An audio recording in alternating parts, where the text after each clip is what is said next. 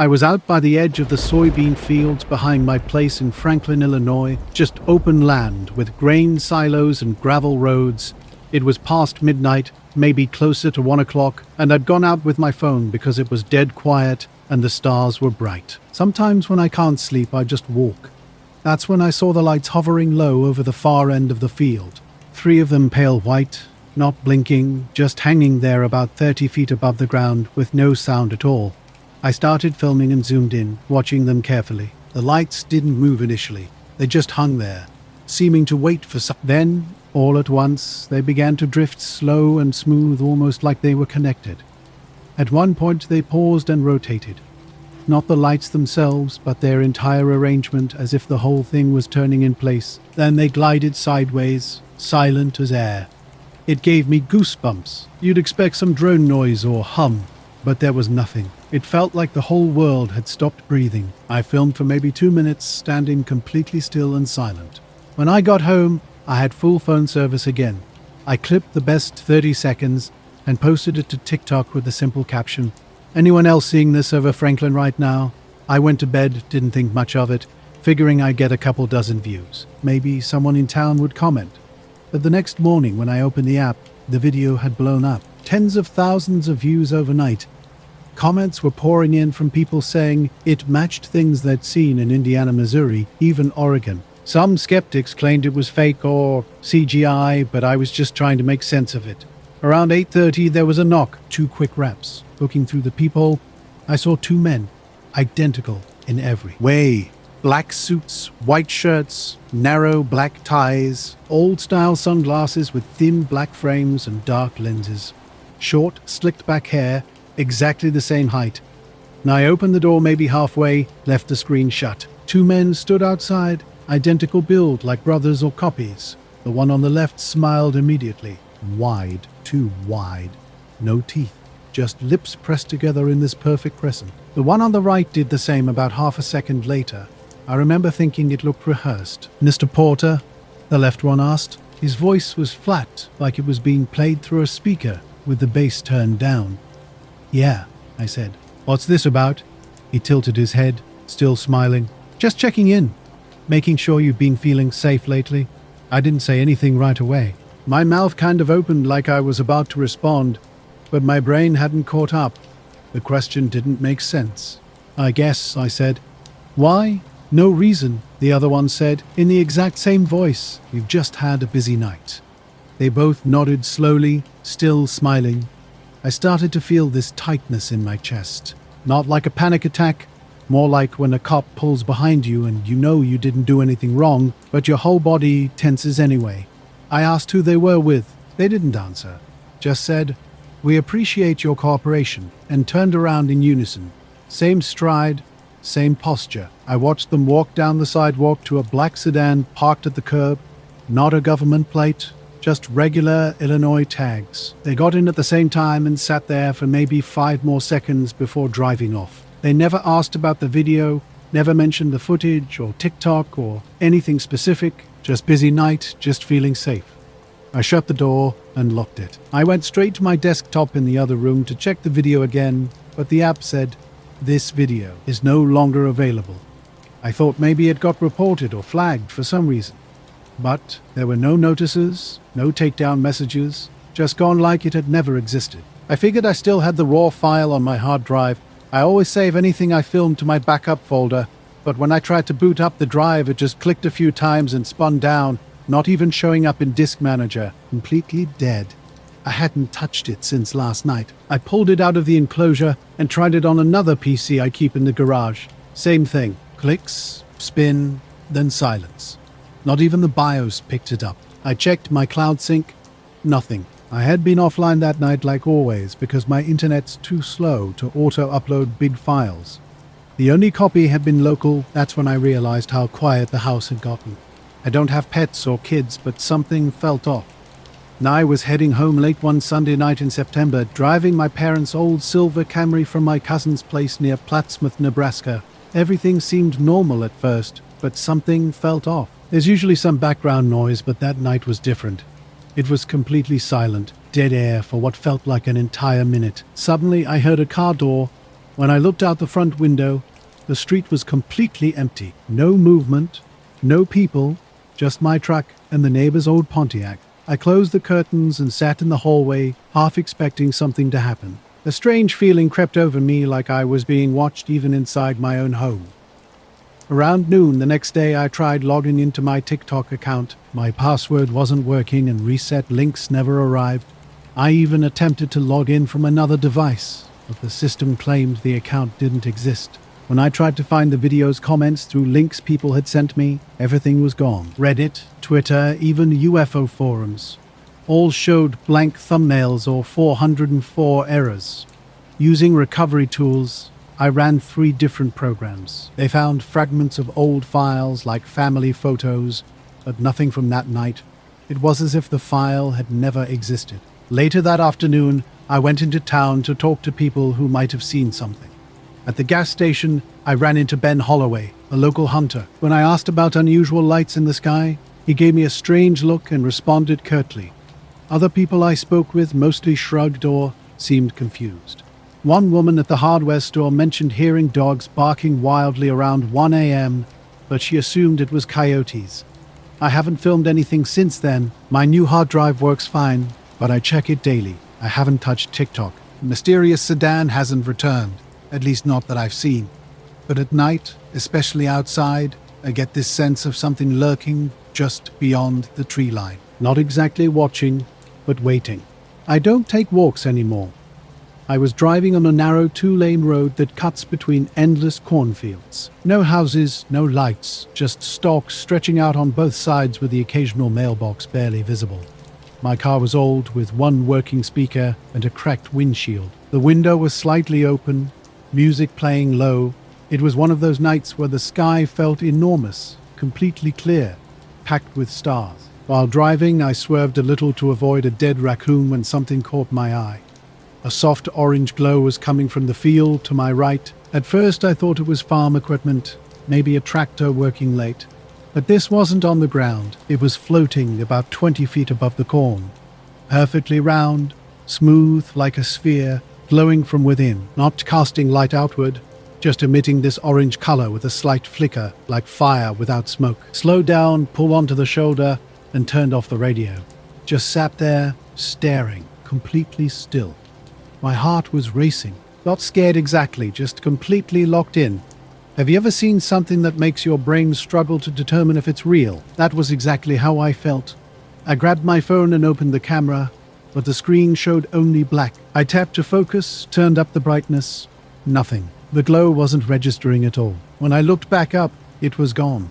Completely. No movement. Like it had never existed. Only my headlights illuminated the road. I drove the rest of the way home, occasionally glancing at the fields. I didn't tell my parents. What would I even say? I saw a floating fireball. I just showered and went to bed. The next morning seemed completely normal. School was typical, boring as usual. First period was chemistry, and I didn't think about the light again until after 7th period. Normally, I walked directly to where the buses line up, but that day I took a longer route to avoid some kids I didn't want to talk to. That's when I saw the car. It was parked across the street from the front entrance, black and long, like a Lincoln or one of those classic town cars from old movies. The windows were tinted so dark that seeing inside was impossible. The engine was running, but nobody was entering or leaving. Something felt off, not threatening, just watched. I slowed down and cut across the grass, heading toward the crosswalk. Note, here's the rewritten version. I noticed the car first, with its passenger side window down. Something felt off immediately. The man sitting inside was unlike anyone I'd ever seen.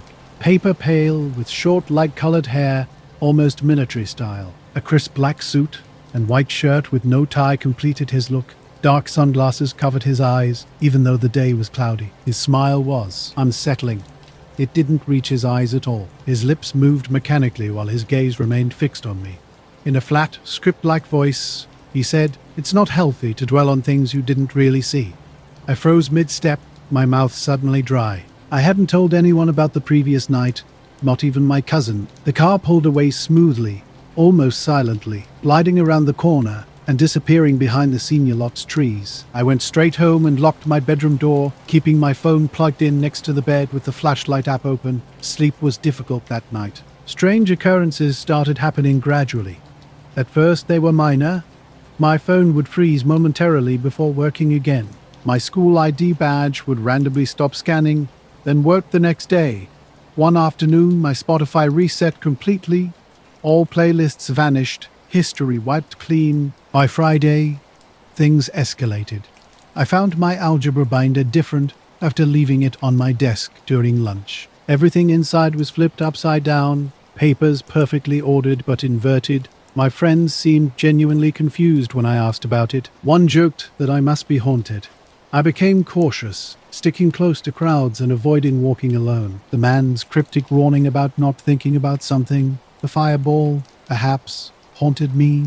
I told no one. The following Monday, during a fire drill, I spotted him again, standing far back by the visitor bleachers. He was motionless, facing our group. Same suit, same hair, same rigid posture. When I blinked, everything about the moment felt surreal and deliberate. No, I was helping my friend Tyler with a YouTube channel where we documented weird sightings around upstate New York. It wasn't a big deal, just a hobby we did on the side while working day jobs in Albany. We'd go check out spots people emailed us about, take some photos, shoot some B-roll, and upload the footage. This particular trip was to a patch of woods near Midburg. A guy named Len, probably in his 60s, had contacted us. He was quiet and serious, describing something strange he'd seen. One Tuesday around 2 a.m., he claimed 3 white lights dropped below the treetops without a sound or wind.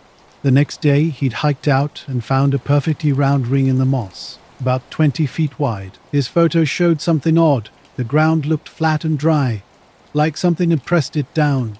So we drove up on a Saturday afternoon, parked off a dirt shoulder, and hiked in with cameras and Tyler's cheap EMF meter. After about 40 minutes, we reached the clearing. The ring was still there, not as sharp as in the photos, but you could definitely see something had disturbed the area. The ground was compacted, and the moss around the edge was a different color. We spent a couple hours out there getting drone footage and taking soil samples. At one point, Tyler said he felt a vibration through his boots, but I didn't feel anything.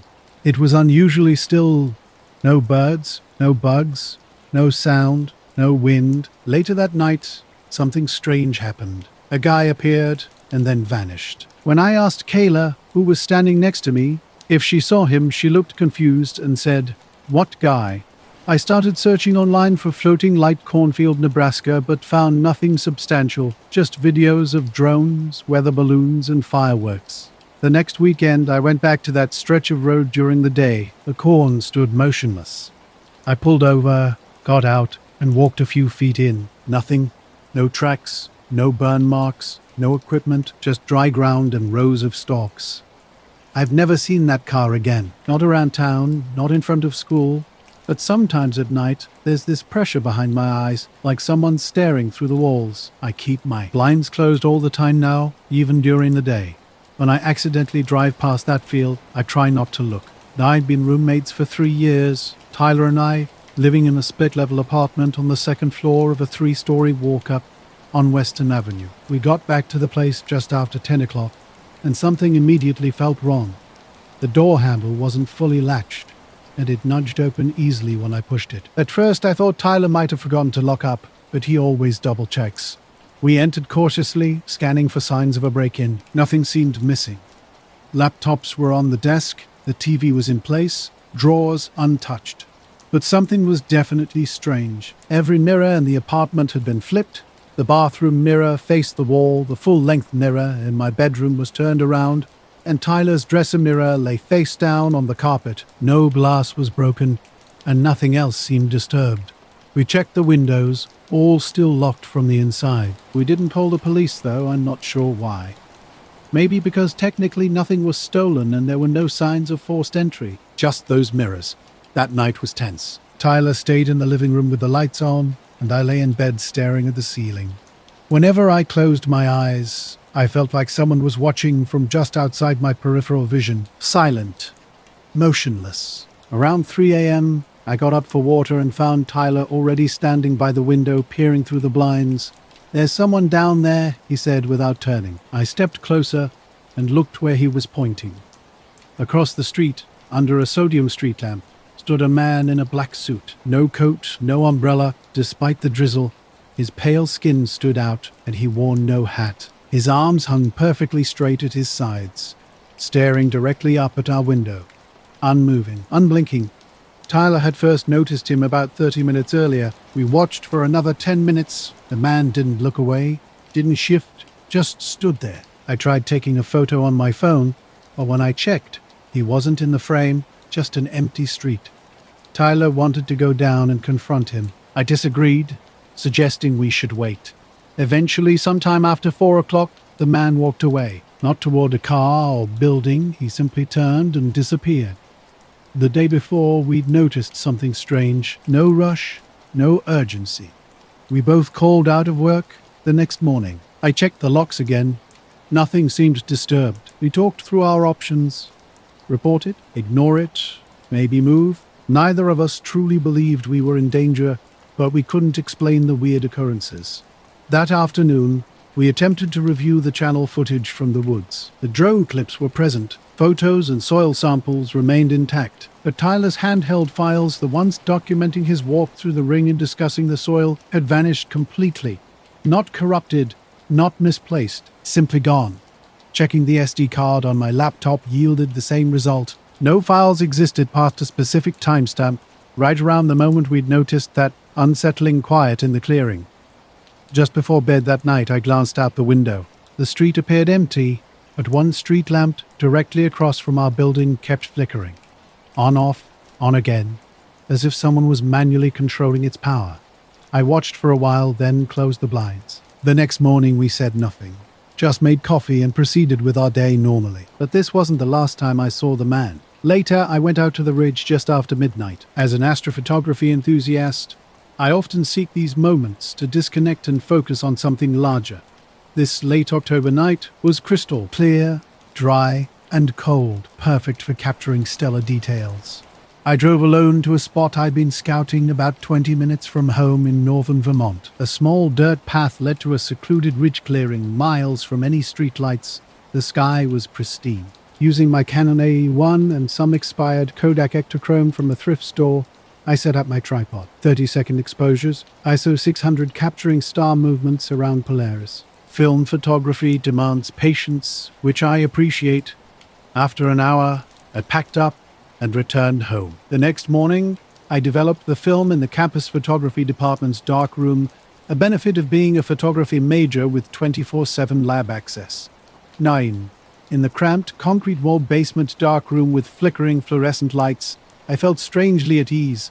After pulling out and hanging the first few film strips to dry, I noticed something peculiar on one roll. The star trails looked good initially, but then I spotted these distinct geometric streaks cutting across the sky. These weren't random lines. They appeared deliberate, like carefully drawn patterns of light.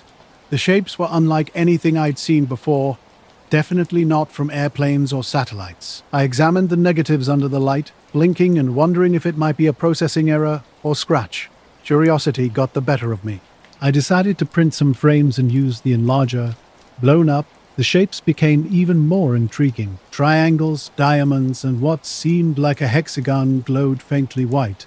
They remained sharp and rigid, while the surrounding star trails blurred from the long exposure. My photographer friend Claire thought it looked like light graffiti or a film glitch. While I agreed it was probably just an artifact, the images kept nagging at me. I tried returning to the ridge the next night, but cloudy skies prevented another attempt. Days later, I visited the dark room to make more prints.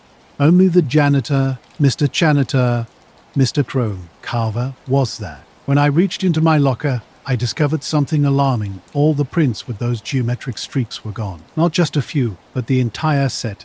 I asked Mr. Tobias Carver about the missing prints. He seemed hesitant, then shared a strange story. A couple of nights earlier, men in black suits had come after hours. They asked peculiar questions about long exposures and capturing things not supposed to be seen. They were specifically interested in whether anyone had been photographing the sky. Mr. Carver's story left me unsettled. What did these men want? Why were they so concerned about some unexplained light patterns in my photographs? No.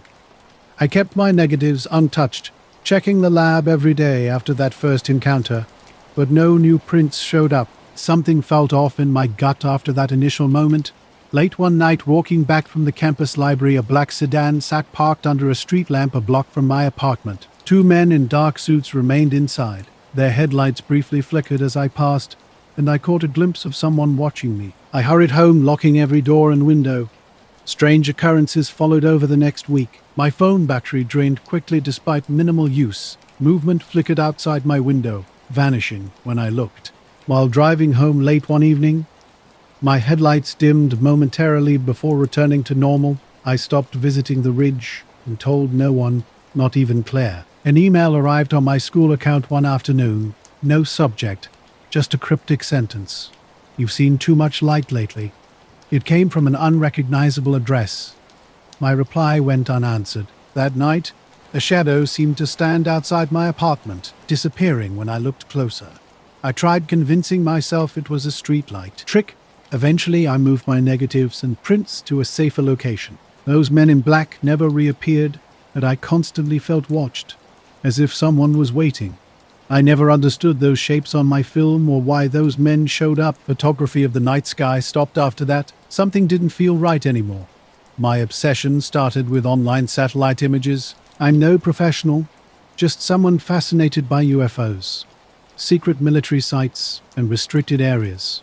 Weeks of digging through public satellite data led me to an intriguing discovery in southern Utah, near a military testing zone border. The area was marked off-limits on every map, but satellite photos revealed something extraordinary. Perfectly symmetrical, geometric shapes carved into the desert floor. These indentations looked deliberate, yet no news, forums, or reports mentioned them anywhere. I downloaded the images, cleaned them up meticulously, and posted a detailed thread on a small online forum. My post included precise coordinates, zoomed perspectives, and comprehensive analysis, hoping someone might shed light on this mysterious landscape. The images I captured kept replaying in my mind. Those shapes looked purposefully carved, almost as if intentionally placed. But why? Who would have access to this land? And why was it so strictly off-limits? Something felt hidden, something nobody wanted exposed. Around midnight, an unexpected knock disrupted the silence. Living alone on the edge of town, late-night visitors were unheard of. At first, I dismissed it as a prank or a drunk neighbor, but the knocking persisted, slow, deliberate, every few seconds. Peering through the peephole revealed nothing. When I cracked open the door, a man in a dark suit stood silently. He looked like a character from an old movie about government agents. No smile, no greeting, just a direct question. "What do you think you saw?" His voice was quiet, yet firm, demanding an answer. Caught off guard, I responded, "Excuse me?" He repeated the question, more like a warning than an inquiry. I quickly shut and locked the door, heart racing. Something didn't feel official, despite his potential law enforcement appearance. The knocking resumed immediately, occurring every 3 minutes with clockwork precision. No words, just a heavy, deliberate sound. My phone inexplicably lost signal, unusual for this location. I double-checked locks and windows, ensuring everything was secure. Sitting near the door, I remained vigilant. The rhythmic knocking continued sharp against the silence. Repeated peephole checks showed an empty hallway. The sound seemed to emanate from nowhere, yet echoed faintly down the corridor. Calling the police seemed absurd. What would I say? A person keeps knocking, but no one's there. Was I losing my mind? Hours passed without sleep, my eyes fixed on the door, anticipating each knock. Strangely, the air near the door grew colder, despite the heater running. A quiet, almost imperceptible buzzing underlay everything, a subtle, steady presence that heightened my unease. The experience was terrifyingly inexplicable, like being watched in a way that defied normal perception. Perched on a ridge surrounded by pine trees, it was the only building for miles, perfect for their telescopes.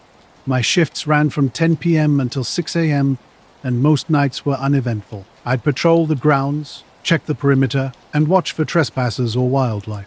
The night it happened was clear and cold, probably mid-October. The moon was just a sliver in the sky, barely lighting the darkness around the observatory. Around midnight, during my usual rounds, I noticed something unusual over the east ridge, not far from the facility.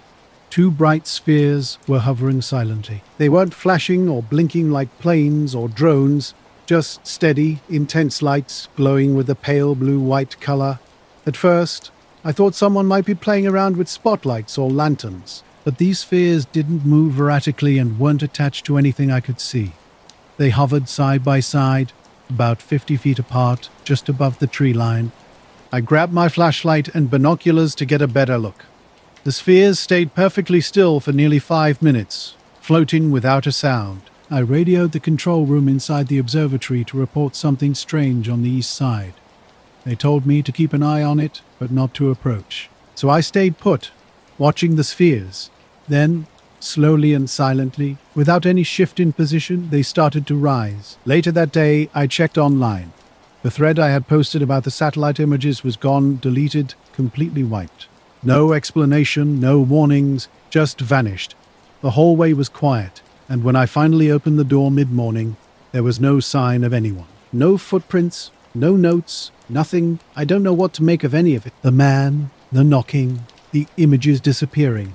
It feels like something I wasn't supposed to see, or maybe someone who didn't want me to see it. I'm still here, and the shapes on the ground are still here too, on those satellite maps that somehow escaped deletion. But I don't touch those images anymore, and if I hear knocking at my door again, I'm not opening it. Now I was on my usual shift at the observatory when I saw them, two bright lights moving straight up into the sky. They started at 20 feet, then 30, climbing higher and higher until they vanished completely. Their speed was unlike anything I'd witnessed before, faster than any helicopter or drone I knew.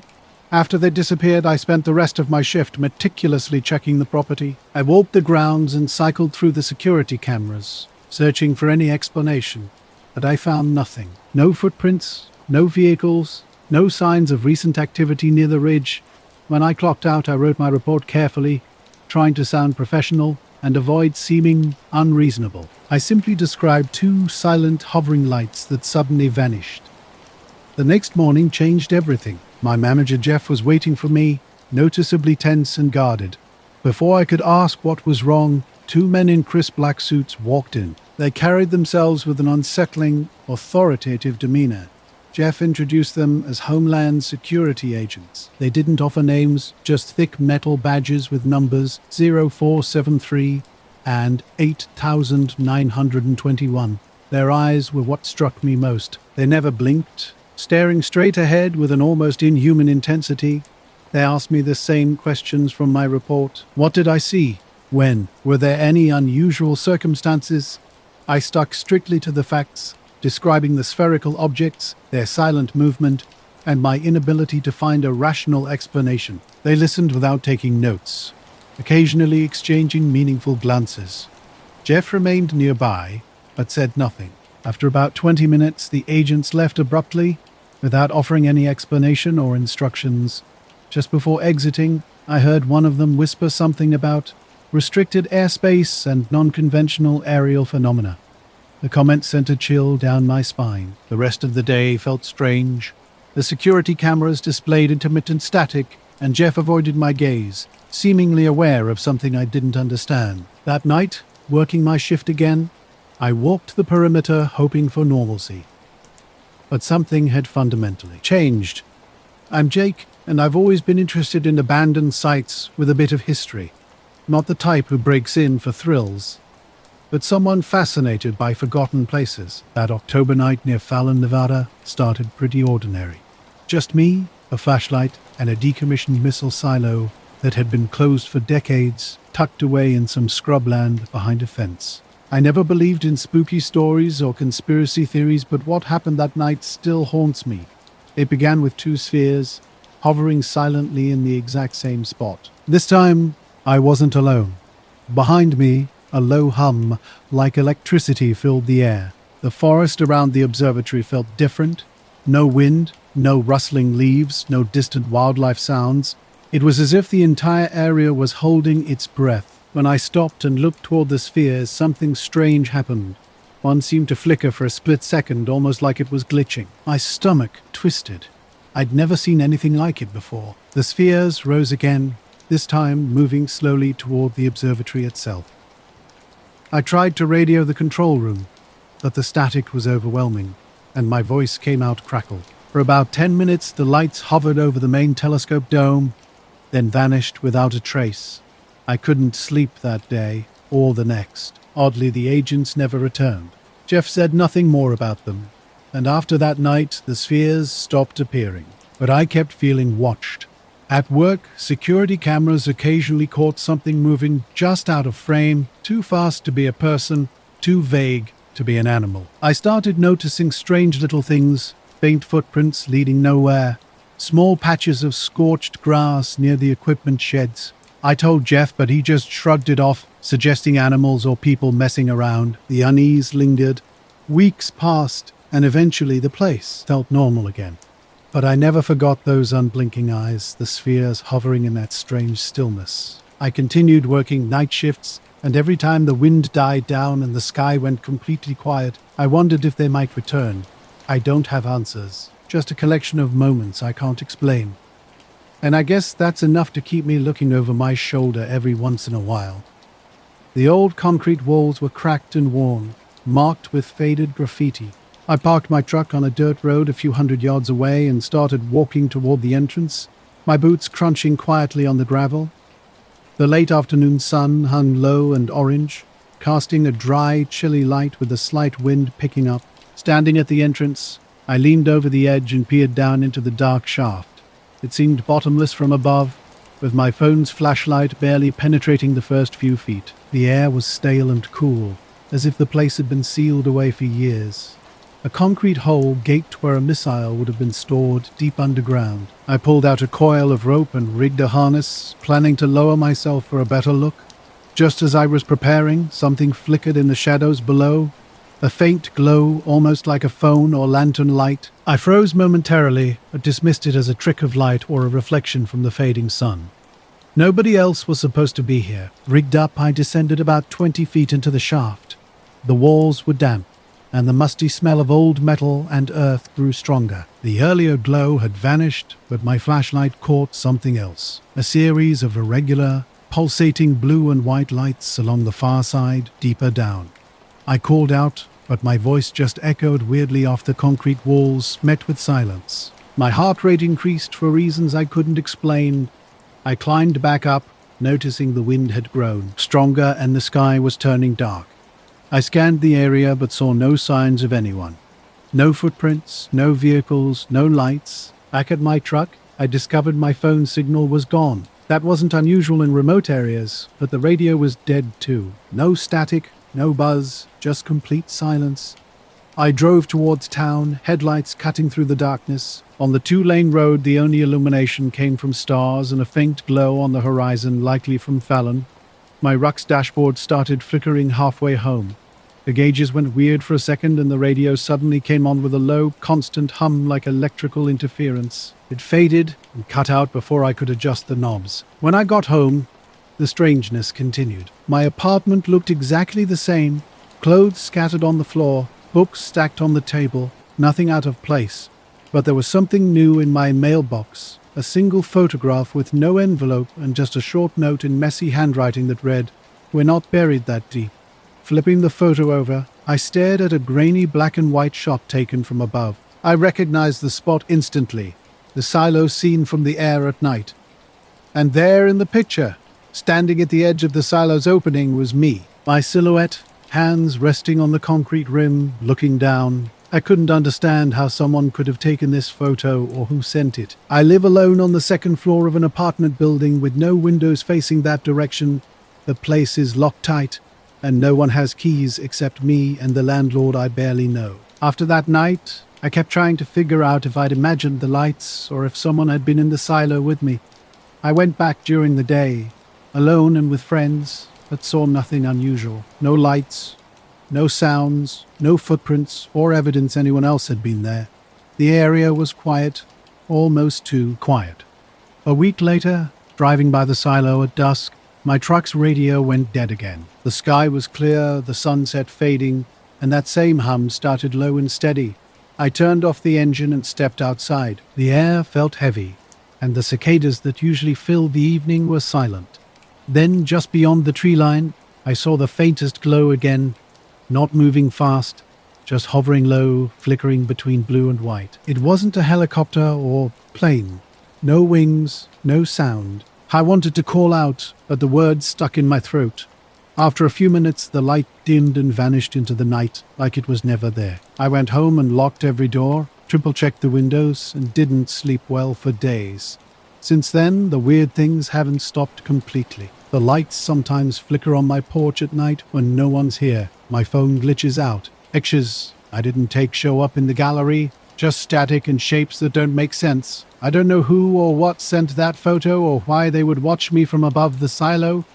I'm unsure if I want to find out. My name's Lisa Moreno, and I live in a small cabin on the outskirts of Ashford, Washington, about as close to the wilderness as you can get without completely disappearing from the map. I've always been the kind of person who likes to record weird stuff, strange things that don't add up, call it a hobby or maybe an obsession. The past few nights have been strange. I was on the dock just after midnight filming. The lake was flat, the kind of still that swallows sound whole. Thick clouds hid the moon, and the air had that damp, heavy feeling you get right before rain starts. I was waiting for those lights to show up again. The weird ones I'd noticed recently. Those lights first appeared last week.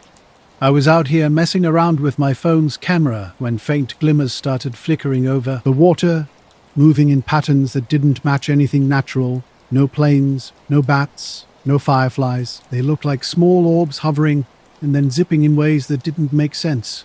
I figured I'd catch them on video, not to prove anything, but just because it was strange. That night, I got some footage. The lights pulsed in a loose circle above the lake, sometimes darting up and down in a way that looked almost deliberate. No noise, just pure silence. The next morning I showed the clips to my friend Jamie over coffee. He's more into hiking than weird stuff, but he nodded thoughtfully and suggested maybe it was a drone. I thought that was possible, but the movements didn't feel mechanical, and drones don't usually hide in fog like that. After that, things started feeling off. First a subtle power flicker while editing video on my laptop. Lights dimmed and went out completely for about 10 seconds, but only in my cabin. When power returned, the laptop had frozen. I shrugged it off as a glitch. Then my phone started acting strange. Battery draining faster, GPS shutting off randomly, compass spinning wildly. This happened mostly around the lake. The night before the incident, I decided to sleep early, skipping my usual late-night stakeout. I woke around 3 a.m. to a sound at the door. I usually keep the porch door unlocked. No one ever comes around at night, but this time was different. A soft, dragging shuffle on the wooden porch caught my attention. I approached and heard pounding, then peered through the peephole. A man stood there dressed entirely in black. Jacket, pants, boots, with no hat or gloves. His face was shadowed, but I could tell he was staring directly at the door. Motionless like a statue, he wasn't holding anything obvious. I whispered, "Who are you?" Silence answered me. Just as I was about to call 911, I noticed something on the porch floor. A photo, dropped by the mysterious figure. I cracked the door open just enough to retrieve it. The photo was faded, yellowed at the edges, looking like it had been tucked away in a wallet for years. When I looked back up, the man was gone. No footsteps, no sign of departure. The photo was of me, not a recent image, but one from childhood. 6 or 7 years old, I was standing in a park, smiling and wearing the blue jacket my mum bought that winter. The back of the photo was blank. I showed the picture to Jamie the next day. His reaction was immediate concern. We agreed to keep this strange encounter to ourselves. Over the following days, strange occurrences multiplied. Unknown numbers called, my phone never leaving messages. Lake lights flickered, and I constantly felt watched, even inside the cabin. One evening, a soft tapping at the window revealed nothing when I looked. Paranoia set in. I started carrying a flashlight and pepper spray whenever I went outside. The man's connection to these weird glitches remained a mystery. Why did he have that old photo? What message was he trying to convey? Something had changed. I began noticing subtle, unsettling details. How fog rolls in too quickly. How power sometimes blinks across half a house. Those quiet moments when the world seems paused. At night, looking over the lake, I'd catch glimpses of shapes moving just beyond the trees. The photo remains on my desk next to my camera. I haven't shown it to anyone else, not yet. Night shift at a gas station just outside Salem, Oregon. It's not much. Just a small place on the highway where travelers stop for coffee, snacks, or to fill up before long stretches of road. I'm Tyler, and I'm not usually someone who buys into weird stories. At least, I wasn't before that night. Early October had been gloomy, with low-grade clouds and light drizzle. As night fell, a different kind of chill settled in, the type that slips through your jacket and makes you wish you'd brought a warmer layer. The wind hummed through the trees, creating an eerie emptiness. About 3 hours into my shift, I was mindlessly scrolling through my phone when the doorbell jingled. 2 men walked in together, so similar they could have been twins. Their dark hair was slicked back, and they wore identical black suits that looked like they'd stepped out of another era. Their movements were slow and deliberate, with a purpose that seemed calculated. They stood before the counter like stationary figures, never making eye contact. "I'll take a pack of Marlboro," the first man said in a flat, emotionless tone. "2 black coffees," added the other. I rang up their purchase, and they paid with 2 crisp $100 bills. No conversation, no thanks, just a cold, penetrating silence. Then, I noticed something odd. A strange smell filled the air around them, like burnt ozone mixed with something metallic. It wasn't unpleasant, just unnatural. The scent was stronger than the pre-thunderstorm smell, hanging in the air long after they moved. Just before leaving, the first man leaned slightly toward me and whispered, "The sky is safer when it's empty." Confused, I asked, "What?" He simply nodded and walked out with his companion. I stood frozen, watching the door swing shut, that peculiar cold smell still drifting through the store. At first, I dismissed it as just another quirk of the local scene. Maybe these guys were part of some weird local group or cult. I went back to cleaning the counter, but the smell lingered, seeming to seep into the very air itself. The store transformed from a warm, familiar space into something sharp and tense. Over the next few nights, those 2 men kept haunting my thoughts. I tried to return to normal, but strange occurrences began to pile up. The sky was unusually clear, contradicting weather reports predicting rain. No clouds, no stars, just pitch-black darkness, as if someone had switched off all the lights above. Street lamps flickered oddly, casting shadows that didn't quite match the trees or gas pumps. Once, I caught a glimpse of a dark shape slipping between the pines at the edge of the parking lot, but when I looked again, it had vanished. The gas station's security camera started acting weird too. On the live feed, the parking lot looked normal, except the 2 black cars in the far corner had disappeared. What truly unsettled me was when the cameras cut to static for exactly 33 seconds before returning to normal, with the cars reappearing as if nothing had happened. The manager dismissed my concerns, telling me to reset the system and forget about it. Nights began to blur together, soft sounds started emerging from outside, a low, distant humming, like a machine idling. I'd step out to investigate, but could never find the source. No movement, no headlights, no people. One night, a pale, round light glided smoothly across the sky, unlike any plane or helicopter. It vanished behind the clouds, leaving the sky darker than before. My co-workers laughed off my story, attributing it to fog or airplane lights. But the night was crystal clear, no fog at all. A week after those men's visit, the bell jingled again as I was closing up. My heart raced, but it was just a woman grabbing a soda before heading home. Still, the store felt different, as if waiting for something. The strangest night came near 4 a.m. A cold, strong wind rattled the building's siding as I was finishing my shift. Something was definitely not right. No, I started just after midnight, driving home from a late shift at the hospital. The outskirts of Cedar Falls, Iowa was stretched out before me, with the highway mostly empty and trees lining the road barely visible in my headlights' dim glow. It was a cool, crisp autumn night, a little fog rolling in and softening the road's edges. I remember the drive feeling completely normal at first. Nothing seemed unusual. I wasn't in a hurry, just wanting to get home and maybe catch some sleep before my early morning shift. The sky was mostly clear, with low-hanging clouds and the moon hiding behind them. About halfway through the drive, something strange caught my attention up ahead. At first, I thought it was just the fog playing tricks, but then the sky started lighting up with this weird swirling glow. It wasn't lightning or fireworks, more like colored bands of light shifting and twisting, mostly greens and blues. Later, at the gas station where I work nights, those men showed up. 2 of them, black suits, slick hair, blank faces. They walked straight to the counter without a word. That cold smell returned, thick and heavy. The first man spoke quietly, almost like a warning. "The sky is safer when it's empty." I couldn't respond. My throat was dry, words stuck. I just nodded, feeling trapped in a dream. They handed me a thick envelope with no markings. "Keep it safe," the second man said before they left. When I finally opened the envelope, it contained just a few photos. Blurry shots of the night sky, strange lights, and long shadows cast over the trees near the gas station. I still don't understand what it all meant.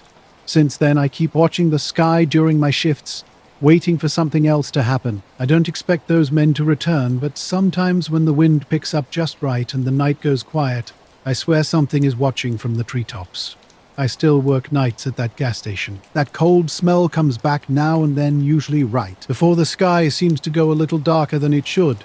The sky might be safer when it's empty, but it sure doesn't feel safe to me. I pulled over to the shoulder and stepped out of my car, caught by something I'd never seen before.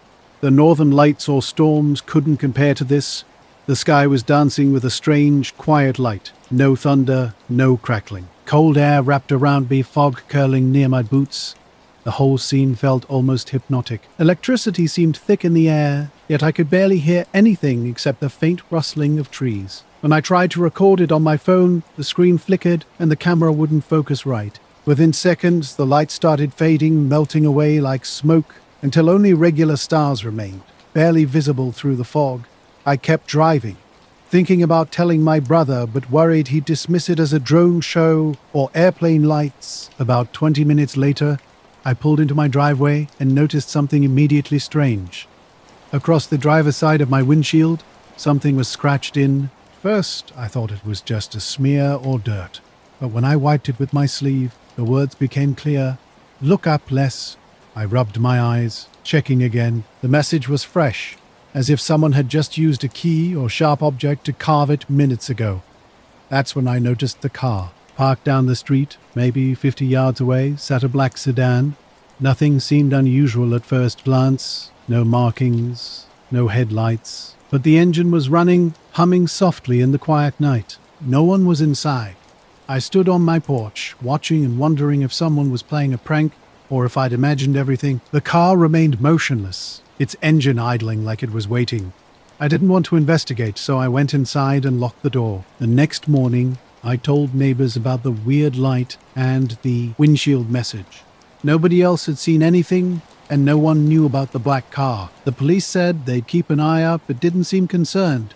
Over the next few days, strange things continued. I'd catch glimpses of that black car parked down the street again, always with its engine running, but never with anyone inside. And I started noticing strange things happening around my house. At first, it was subtle. A black car would be gone when I looked away, only to reappear a block or two down the road. Odd sounds filled the night, low humming like a transformer, but with no equipment nearby. The sound always seemed faint, always coming from the woods behind my house. One night around 3 a.m., a bright white light suddenly flooded my bedroom. This wasn't from street lamps or passing headlights. The light was steady, pure white, making the entire room glow like midday. Heart pounding, I sat up and looked outside. The street was empty. The black car had vanished. I went outside to investigate. Thick fog hung low around the trees, and an eerie silence blanketed the neighborhood. Where the car had been, there was no trace. The next morning, a new message appeared, scratched into the bark of the old maple tree in my front yard. 2 words. "Stop watching?" I kept this to myself, thinking it might be local kids playing a prank, but the handwriting looked almost identical to the earlier windshield message, jagged yet deliberate. That afternoon, I drove around asking neighbors about recent strange occurrences. A few mentioned unusual lights in the sky. One neighbor said his dog had been barking at nothing for hours. Something shifted after that. I began feeling watched, not in a physical sense, but like an invisible presence lingered just out of sight. Shadows flickered in street lamps that weren't mine. Late at night, looking out the kitchen window, I'd catch a faint glow behind the tree line. I stopped going outside after dark. One night, I thought I heard footsteps crunching in the leaves near my back door. Peering through the blinds revealed only an empty yard. Wind-blown branches scratched against the window. When I tried calling a friend, there was no answer. The next day, my fully charged phone was completely dead, with a weak signal, despite usually having full bars. Everything felt increasingly disconnected. Time seemed to slip weirdly, with some hours passing faster than others. Glancing at the clock, I could swear it had jumped ahead by 10 or 15 minutes without explanation. The night was late September, crisp and cold. I was out on Devil's Ridge near Flagstaff, Arizona, a quiet spot I'd discovered while hiking years ago. My camera gear was set up, tripod, lenses, phone, all ready to capture the stunning starry sky. An hour after sunset, the Milky Way began to emerge, painting the darkness with celestial light. The area was silent except for occasional wind whispers through pine needles and scrub. As I adjusted aperture and checked exposure, something caught my attention. On the ridge across the small valley, a dark figure stood completely motionless, a stark silhouette against the starry backdrop. Dressed entirely in black, the figure was positioned on a narrow rock outcrop, statue-like and unnervingly still. I couldn't make out any features, just an unmoving shape. Assuming it might be another late-night hiker or photographer, I called out softly, "Hey, you okay over here?" No response. I tried again, a bit louder. Nothing. Then, inexplicably, the figure vanished. Not by walking away or hiding behind a tree, but simply disappeared. In the weeks that followed, strange things happened. A black car would roll slowly down my street, headlights off, engine quiet. It would stop in front of my house. No one. Emerging. My heart would thump as I stared back, until the car finally pulled away into the fog. Messages stopped. The unexplained lights faded. The car didn't return. I resumed my normal routines, but occasionally, that same quiet watching feeling would creep back. A soft pressure on the back of my neck. Scratches on my windshield gradually faded. I never learned who left those messages or why they warned me to look up less. Something was there, something I still don't fully understand. A place locals know exists but rarely discuss openly. One night I was out at Devil's Ridge, far from everything, stargazing and trying to capture something on my camera. Suddenly, everything went silent, like someone had just flipped a switch. I blinked and looked again. Nothing was there. An uneasy feeling crept over me, but curiosity kept me in place. My hands trembled slightly as I refocused on the stars, wondering if the darkness or my imagination was playing tricks. Then, my phone rang. The number was a random string of digits I didn't recognize. Something compelled me to answer. A distorted, cold voice spoke just 3 words, "We're watching." Then silence. I stared at the phone, heart racing. The air felt colder. Should I leave or investigate? I tried convincing myself it was a prank, but that voice didn't sound like a joke. I decided to drive home, taking winding desert roads. The radio buzzed with static, and shadows seemed alive around me. Multiple times, I caught glimpses of headlights in my rearview mirror, though no vehicle was actually there when I looked directly. Back home, I felt exhausted and on edge. My phone showed no missed calls or texts. Everything seemed normal. The next day, I returned to the ridge with friends. We searched for footprints or any signs of our disturbance, but found nothing. The ground was undisturbed. That night, from my bedroom window, I saw a shadow slipping between trees across the street. I thought it might be a neighbor or stray animal, but when I looked again, nothing was there. I've returned to Devil's Ridge many times since. I haven't seen that figure again, but I often feel watched. A quiet pressure, like eyes just beyond my perception. Occasionally, my phone lights up with unrecognized numbers. When I answer, only silence greets me. I can't explain what happened or who that figure was, but I know this: out there in the dark under those stars, something was definitely watching me. Now, I worked the overnight shift at a military base near Hawthorne. Watching security screens from midnight to 8 a.m., it's not a glamorous job, mostly just monitoring cameras and making sure no unauthorized people get in. About 2 weeks ago, something strange happened.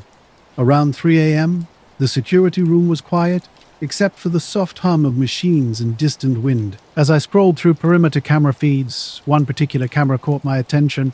The feed showed a stretch of road about half a mile from the main gates, a spot typically empty at night. At exactly 3:02 a.m., a black sedan from the late 90s or early 2000s pulled up without headlights. Two men emerged, but their movement was anything but normal. They didn't walk. They seemed to glide inches above the ground. Standing side by side, they scanned the horizon with an unnatural stillness. No blinking, no head turns, just rigid, calm observation. What struck me most was their lack of shadows. Despite street lights behind them, I leaned closer to the screen, wondering if I was seeing things. Suddenly, my walkie-talkie crackled. Another guard asked if I was witnessing the same bizarre scene. Before I could fully respond, the two figures glided back to their car, their feet never touching the ground. The car moved forward silently, vanishing into darkness. When I tried to rewind the footage, the feed cut out. All monitors blinked off momentarily, returning with normal daytime video from earlier that day. The entire 3 a.m. recording had simply disappeared. And I work at a base with some seriously weird things happening. At first, it started with a missing camera feed. Something just disappeared from the recording. I reported it to my supervisor, who told me not to worry, but I knew something was off. None of the other guards would talk about it, or maybe they didn't see anything. I spent the next few nights watching the camera feed, hoping to catch whatever was causing this.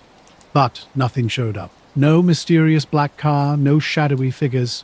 The area was completely silent except for the usual wind and distant bass hum. A few days later, driving home on the same road, I spotted a parked car with no lights on. I slowed down, thinking someone might need help, but no one was inside when I got closer. Local people started telling me about strange lights near the base and weird noises in the hills, things moving in ways they couldn't explain. I'm not one for ghost stories, but these people looked serious. I can't explain what I saw that night. Was it a military test or something else entirely? The way those men moved, the missing shadows, the vanished footage, none of it was normal. I'm still working here, still watching those cameras. The 3 a.m. feed is under extra lock now. Sometimes when the night is quiet and the wind picks up just right, I swear I can feel eyes watching from the dark hills outside the base. Meanwhile, I'm Claire, a graphic designer from Seattle who sometimes needs to escape the city's noise. One late October day, with the sun setting early and the air feeling sharp, I was hiking alone in the Cascades between Snoqualmie and Stevens Pass.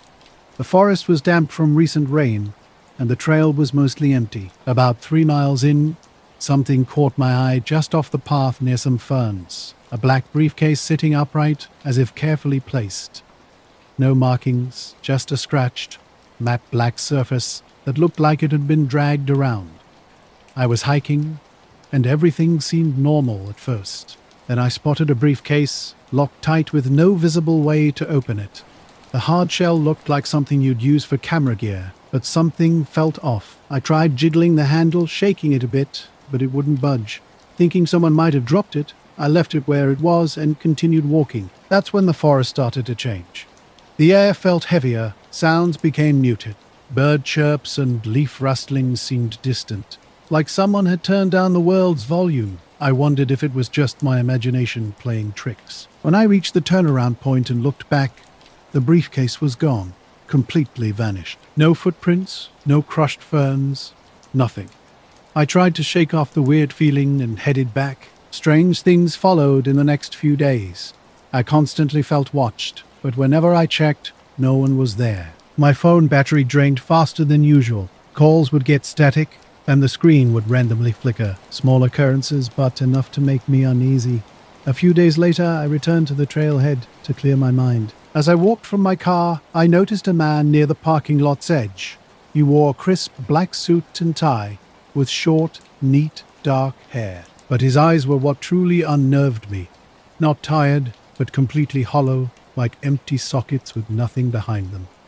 He stood motionless, just watching. When I looked back, thinking he might speak, he simply turned and walked away, his footsteps quiet on the gravel. I couldn't shake the feeling that the briefcase and this man were somehow connected. On my next hike, I carefully searched the spot where the briefcase had been. Nothing. I didn't see the man again, at least not in person.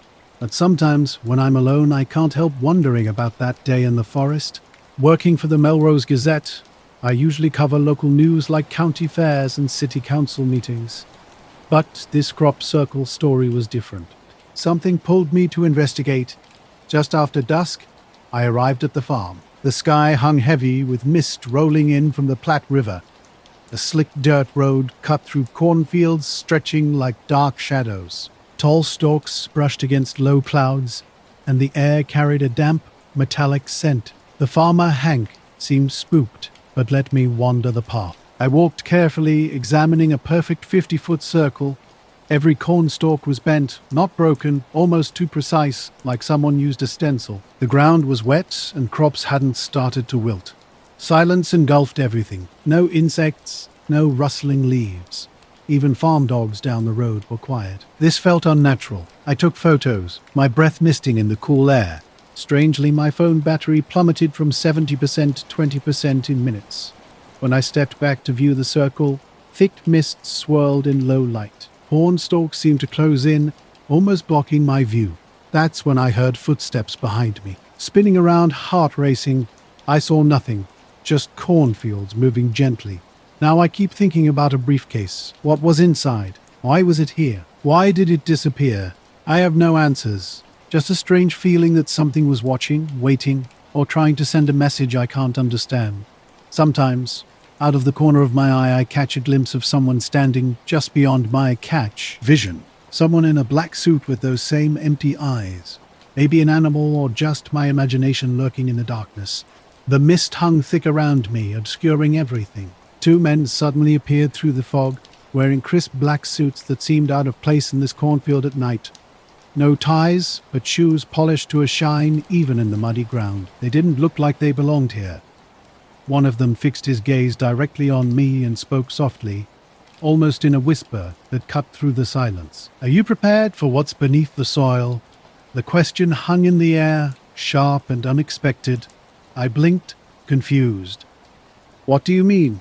They didn't respond. The second man just stared. I took a step back, feeling my skin prickle as the mist thickened between us. Before I could ask anything else, they turned and walked deeper into the field, fading into the fog like phantoms. I called out, but the mist swallowed my voice completely. Standing there, I tried to make sense of what had just happened. The strange voices, that cryptic question, their sudden appearance, and equally sudden disappearance. When dawn came, I returned with the farmer and some deputies. The crop circle was gone, not trampled or disturbed, just vanished. The corn stood tall again, as if nothing had ever happened. No footprints, no signs of machinery, nothing. I still have the photos from that night. The mist looks thicker than I remember, almost like a dense curtain.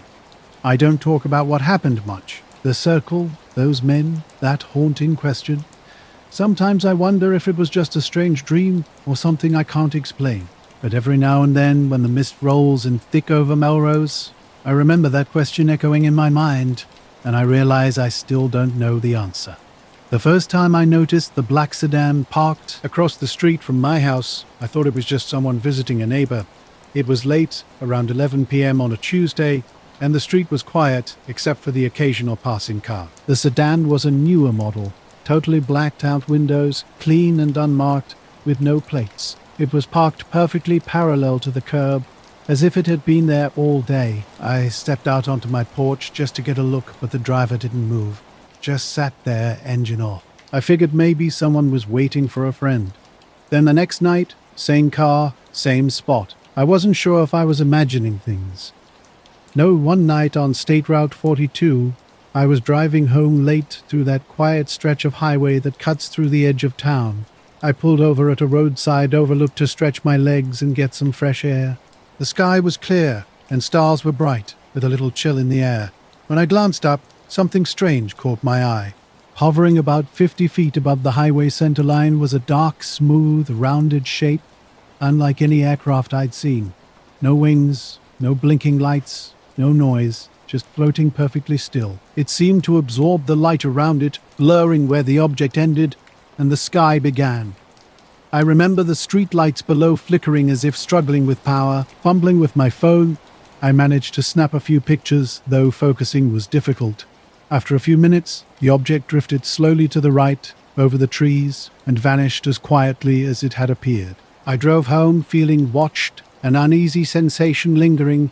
A couple of days later, a black sedan started appearing outside my house. I asked my neighbor Tim if he'd noticed anything strange, but he hadn't. Over the next week, the car showed up every night at the same time, never moving, never making a sound, just sitting there with tinted windows that made it impossible to see the driver. I kept an eye on it from my living room window, convinced someone was inside. The only thing different in my life were those photos. I thought about deleting them, but something made me keep them secret, not showing anyone, not even my friends or family. One night, about a week after the car first appeared, I stepped outside to smoke. That's when I noticed a shadow moving behind the tinted windows. A slight shift, the driver turning his head slowly, watching. I couldn't shake the feeling that something was very wrong, though I had no enemies, owed no money, and hadn't been in any fights. Why me? Why not been in any fights? Why me with chasing a storm out in the Oklahoma plains late April? The kind that either breaks or makes you if you're into this sort of thing. For years, I've been doing it mostly as a freelance photographer, picking up gigs for local news and weather sites. Nothing fancy, just me, my truck, and a camera.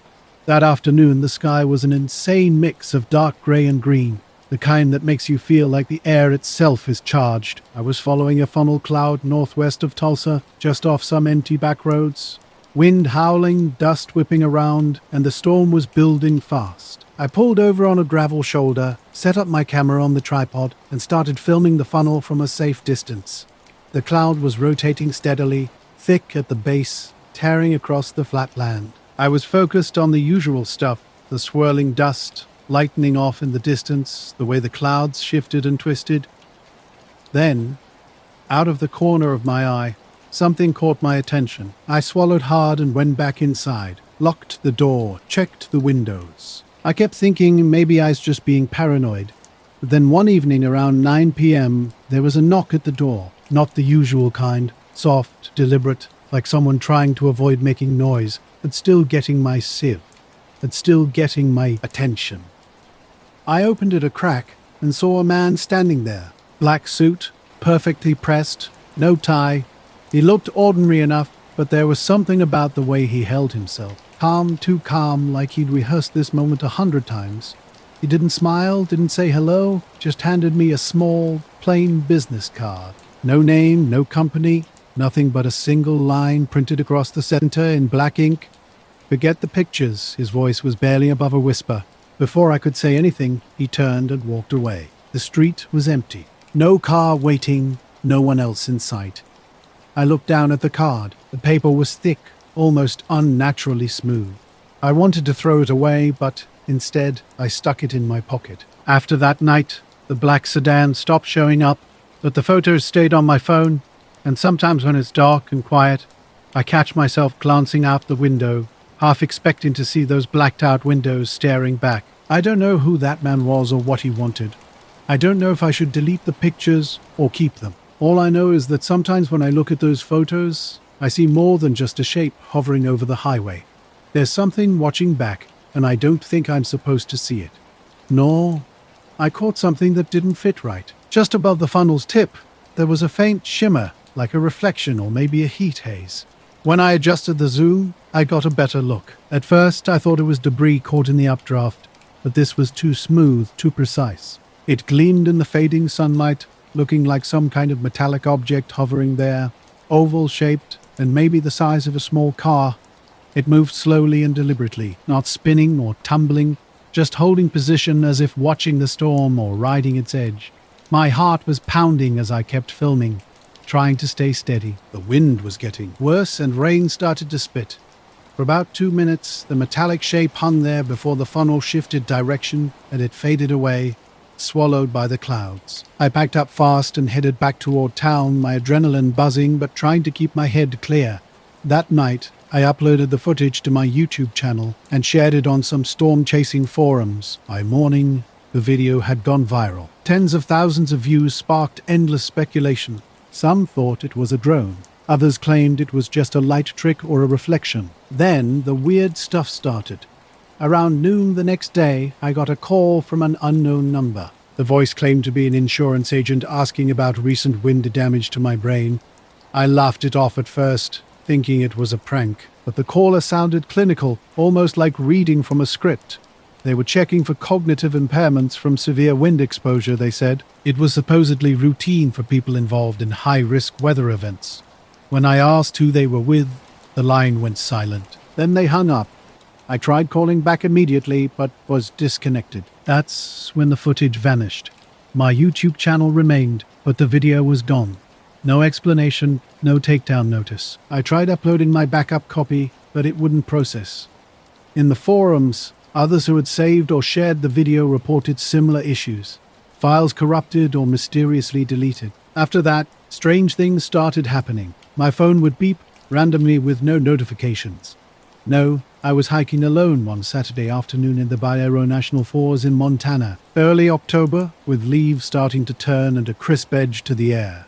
Not cold, but cool enough to hint that winter wasn't far off. I'd picked a less popular trail, hoping for some quiet and maybe good photos of changing trees. The day felt mostly normal. Birds chirping, leaves rustling, distant streams bubbling.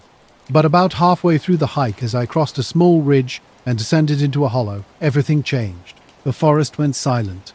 Not just quiet, it was like someone had hit a mute button. No birds, no wind in the trees, no rustle of animals. Even the distant stream sound vanished. I stopped walking and stood still, looking around.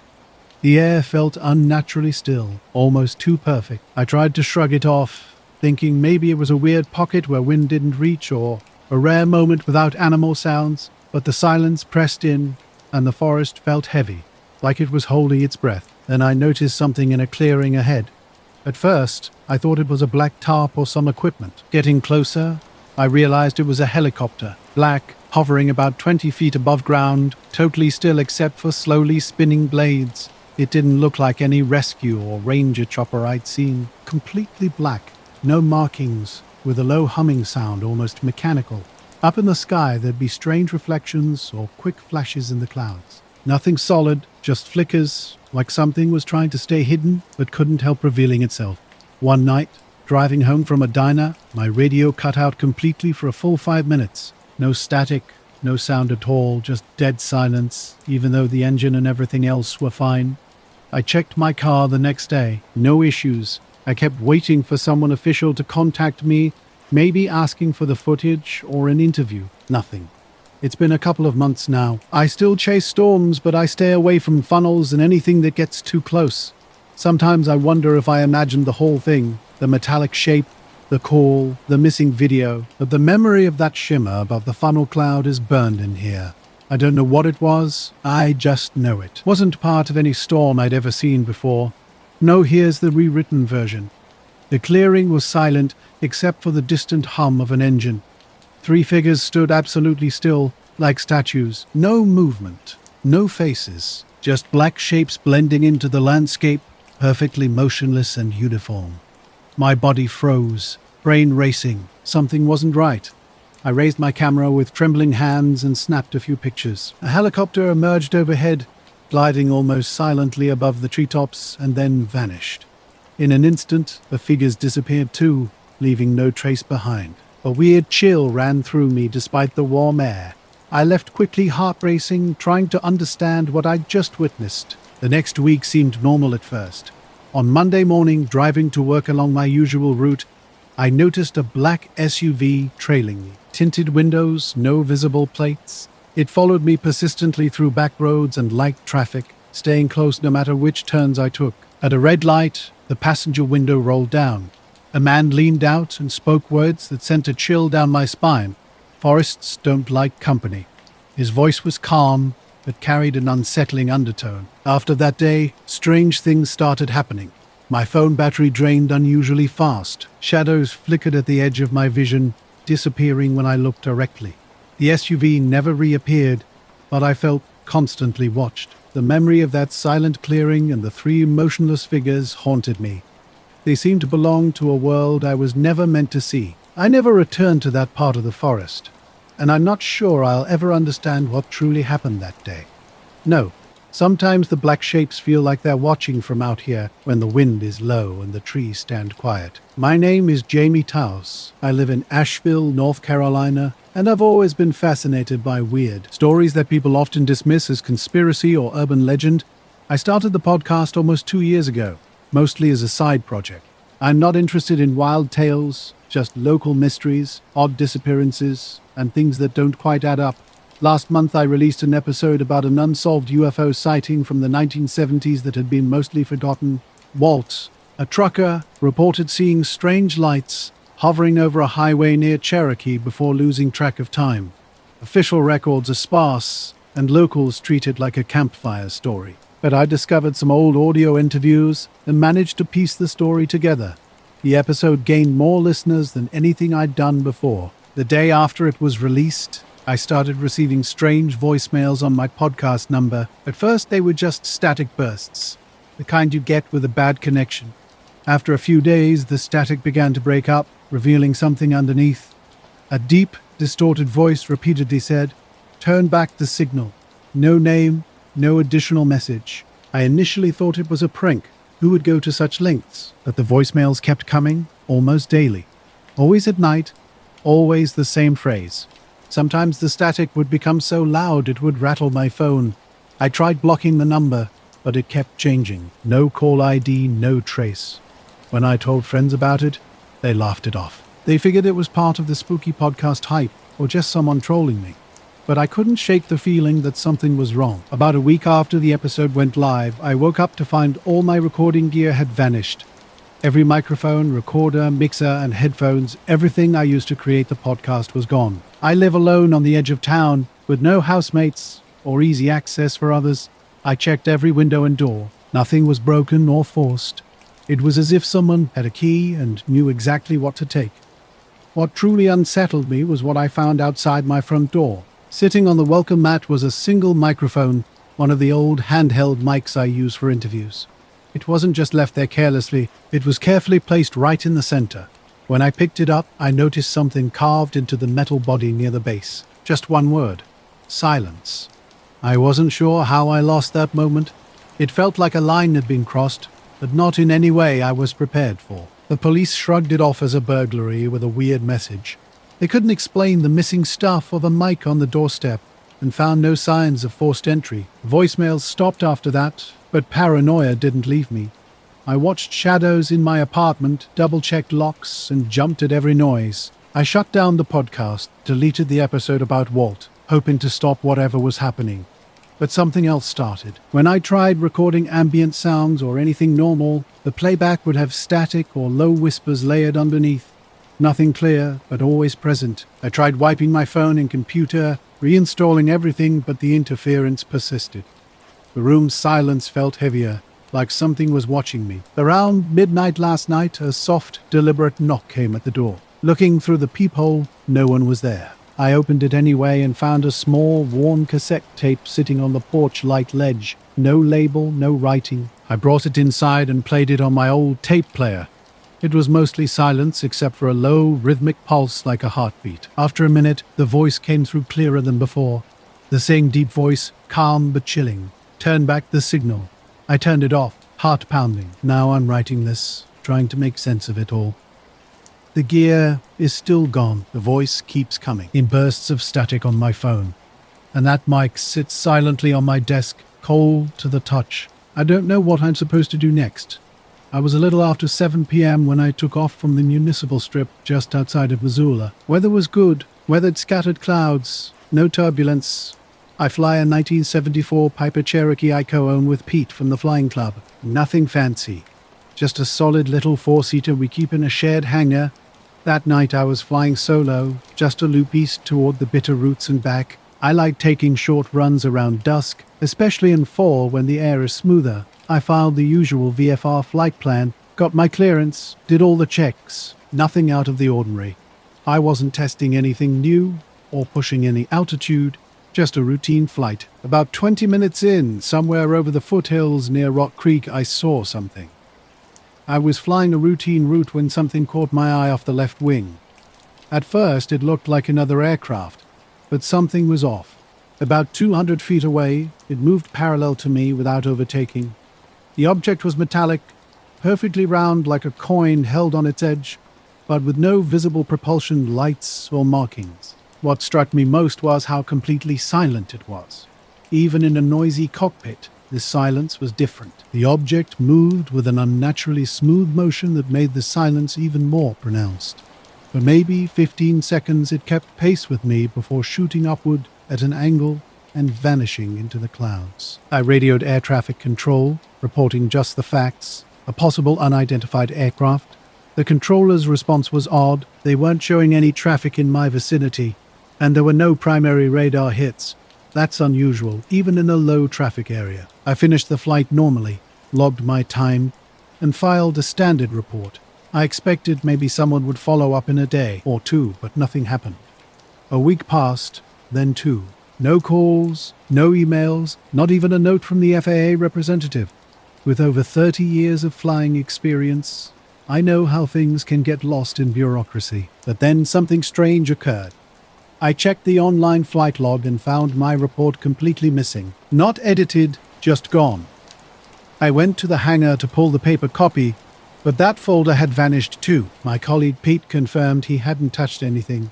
When I called the FAA field office, the representative seemed dismissive. He claimed no report was attached to that flight and nothing unusual was logged. After I asked him to double-check, he suggested I might be misremembering. Something in his tone made me stop pushing. 3 weeks later, on a quiet Sunday morning, I arrived at the hangar early. As I was unlocking the gate, I noticed a black rental car parked on the gravel.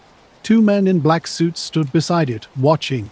No wind could make them put on hats or coats. They stood facing the hangars, motionless.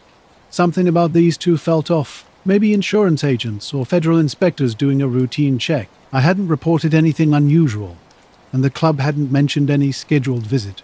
When I moved toward the hangar door, they started walking. Their movement was deliberate, synchronized, like they knew exactly where they were heading. Both appeared identical, late 30s, clean-shaven, pale, same build, same short haircut. They seemed like cousins trying to look alike. One spoke first, his voice flat and mechanical. "Mr. Wilcox," he said. I nodded. He continued, explaining they were following up on a visual anomaly I'd reported east of Missoula. The whole thing caught me by surprise. The report had vanished with no previous acknowledgement. "Who were you with?" I asked. The second man smiled, wide but not warm. "Contractors," he said. "We handle misfiled data." Something in his tone suggested intentionality. The first man stepped closer, asking about my health since the event. Any dizziness, confusion, hallucinations? I assured him I was fine. He didn't seem convinced. "These experiences can cause residual effects," he explained. "Pilots often mistake visual artifacts for weather or debris." I was getting annoyed. I knew what I saw. It wasn't a weather balloon or some random debris. They recommended a short leave from flying. "Just a few weeks to let things settle," the second man said. I pushed back. I wasn't being grounded, and no official filing had occurred. "Not yet," he replied. The first man studied me intensely. "Still chasing the sky, huh?" "Chippy," he said. My stomach dropped. That nickname, only my grandfather had used it years ago. It wasn't written anywhere official. I stood silent as they turned, walking back to their car. The wind picked up, but their shoes made no sound on the gravel. That night, I meticulously checked everything: emails, notes, cloud backups. Every trace of the original report. Nitropore was gone. A blank document remained with he file name in place. PE men iron seeing he same car parked down he road. He following evening, Jusayan near, he reline.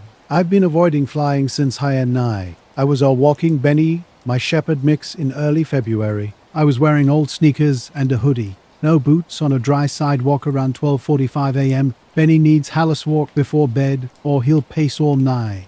We live in a Spokane Valley neighborhood near Pines and 16 Penn. Ranch-style houses, older Rieslia, Rafficaffa dark. As we were heading back up our street, about 5 houses from home, Benny suddenly stopped and stared upward. At first I hoped he might be watching a bird or... When I saw a wrangle. No, a plane. I've seen enough Frezzo know the difference. This object was massive. Blacker henny sky, which only three-fane white corners. I moved incredibly slow without any engine noise or wind disturbance, gliding as if way less. I passed overhead, perhaps a couple 100 feet up. An eerie silence followed. No Jew he object by the entire environment. Sound seemed to dim, like someone earned he world's volume halfway down. My footsteps vanished. Benny's braying disappeared. He simply say, here, Essing Zering Bong. His object disappeared behind Norhern Rees. I ride a Capura far, but my phone's screen remained frozen. I couldn't swipe. I only regained screen function alibi bounced he as I be. I vanished. A hair, sin, I a ribble, some milliarday equipment, or unrecognized drone. 2 days la res range evens unfolded. On a Tuesday, I awoke suddenly around midnight. While checking he thermostat, I noticed headlights across the street. An old unmodelled black sedan idled in front of the Wilkins house. It started happening exactly at 3:17 a.m. The car would appear, a dark shape with chrome rims, its lights barely on, just idling. One quick flash of the headlights, then gone. Not like someone was signaling, just a brief slow fade. Each night followed the same pattern. I'd watch the car turn the corner at the end of the block and vanish into the darkness. At first I thought it was nothing. Maybe just someone turning around or a weird dream, but it kept happening. The location varied slightly. Sometimes across from the Wilkins place, sometimes near the Morgans, but always at precisely 3:17 a.m. by the fifth night. I was getting nervous. I set up my phone on a tripod, recording from 3:10, but when I checked the footage the next morning, nothing. An empty street. I tried everything. I waved at the car once. No response. I asked around the neighborhood, but no one else had seen it. Not the Morgans with their open blinds. Not old Mr. Harrington, who claims his dog barks at the slightest movement. Even my wife didn't believe me. She works nights at the hospital and dismissed my story as late-night imagination, so I changed my routine. I started walking Benny earlier, just after dinner, but I couldn't stop checking the window. Night after night, the car returned. Always at 3:17, always one flash, always gone before I could reach the door. I called the non-emergency line, reported the suspicious vehicle, gave them the time, make and model. They said they'd send a cruiser through the area. I'm not sure they ever did. Then, about a week in, I decided to wait outside. Lights off, hidden behind the porch column. Benny was inside, pacing. He'd been anxious lately when I was out of sight. At 3:17, the car pulled up again. This time, just the faint glow of running lights. It stopped directly across the street, engine running, and I couldn't see inside. 2 summers ago, during the Perseids, I drove out to a remote spot about 30 miles east of Lander, Wyoming, along County Road 221. I knew this area well from previous fieldwork. It was a quiet location with no light pollution, perfect for stargazing. My plan was simple. Park the truck off the shoulder, throw a blanket in the truck bed, and watch the meteor shower with a thermos of coffee and a camera.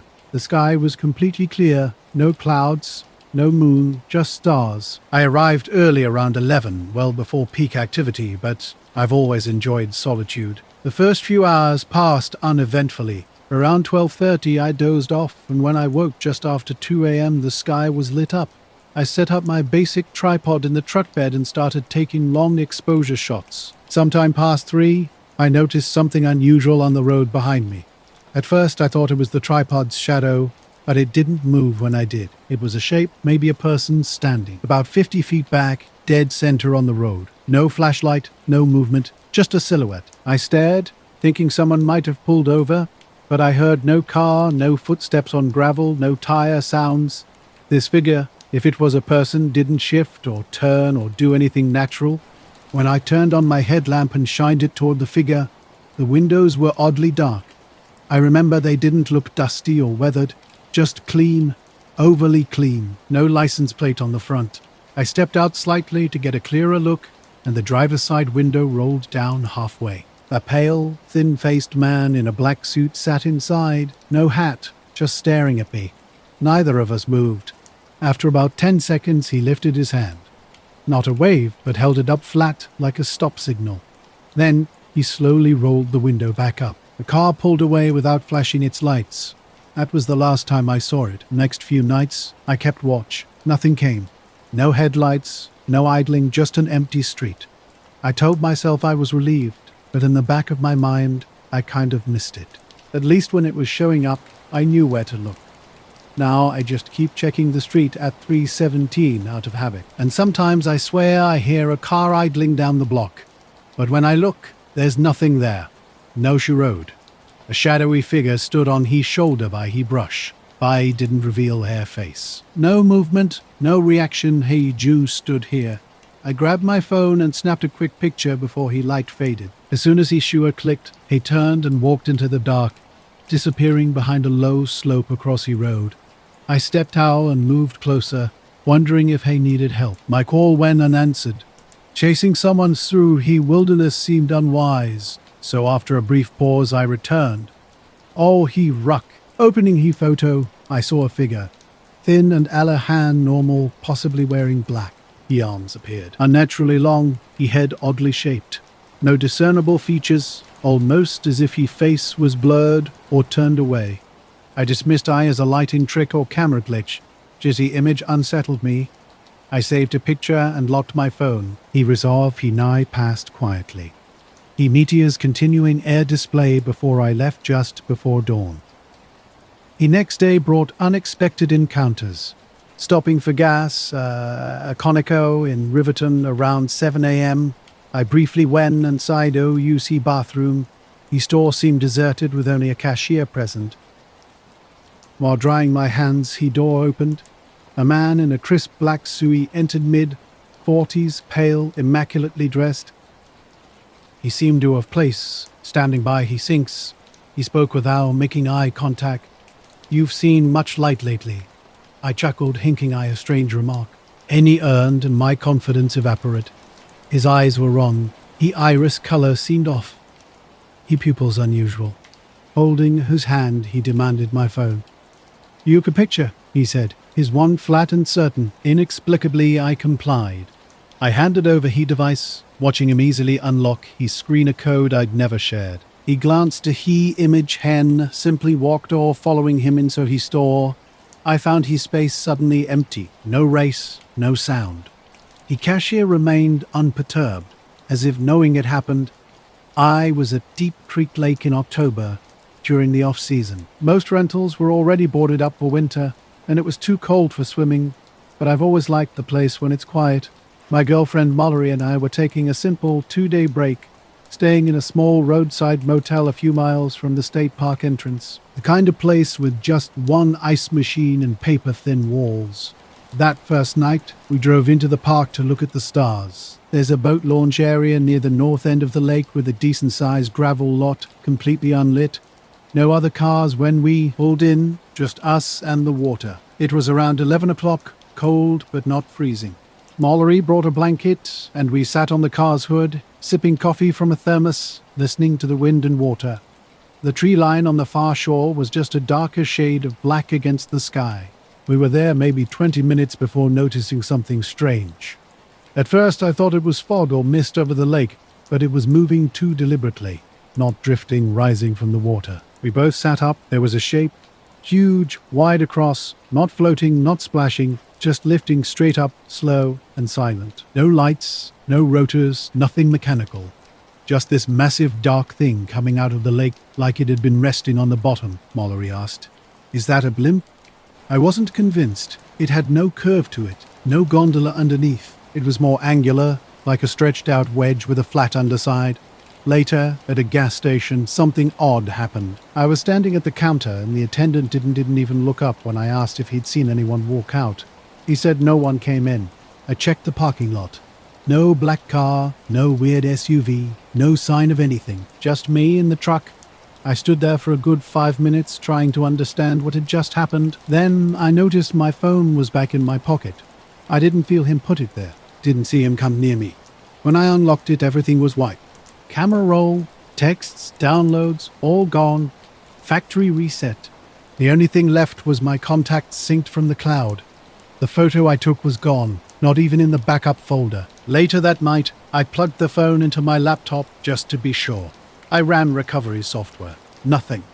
The metadata showed a hard reset had been done at 7:14 a.m., the exact time I was in that gas station bathroom. I haven't talked about this with many people. Those I did tell just assumed I fell asleep and dreamed part of it.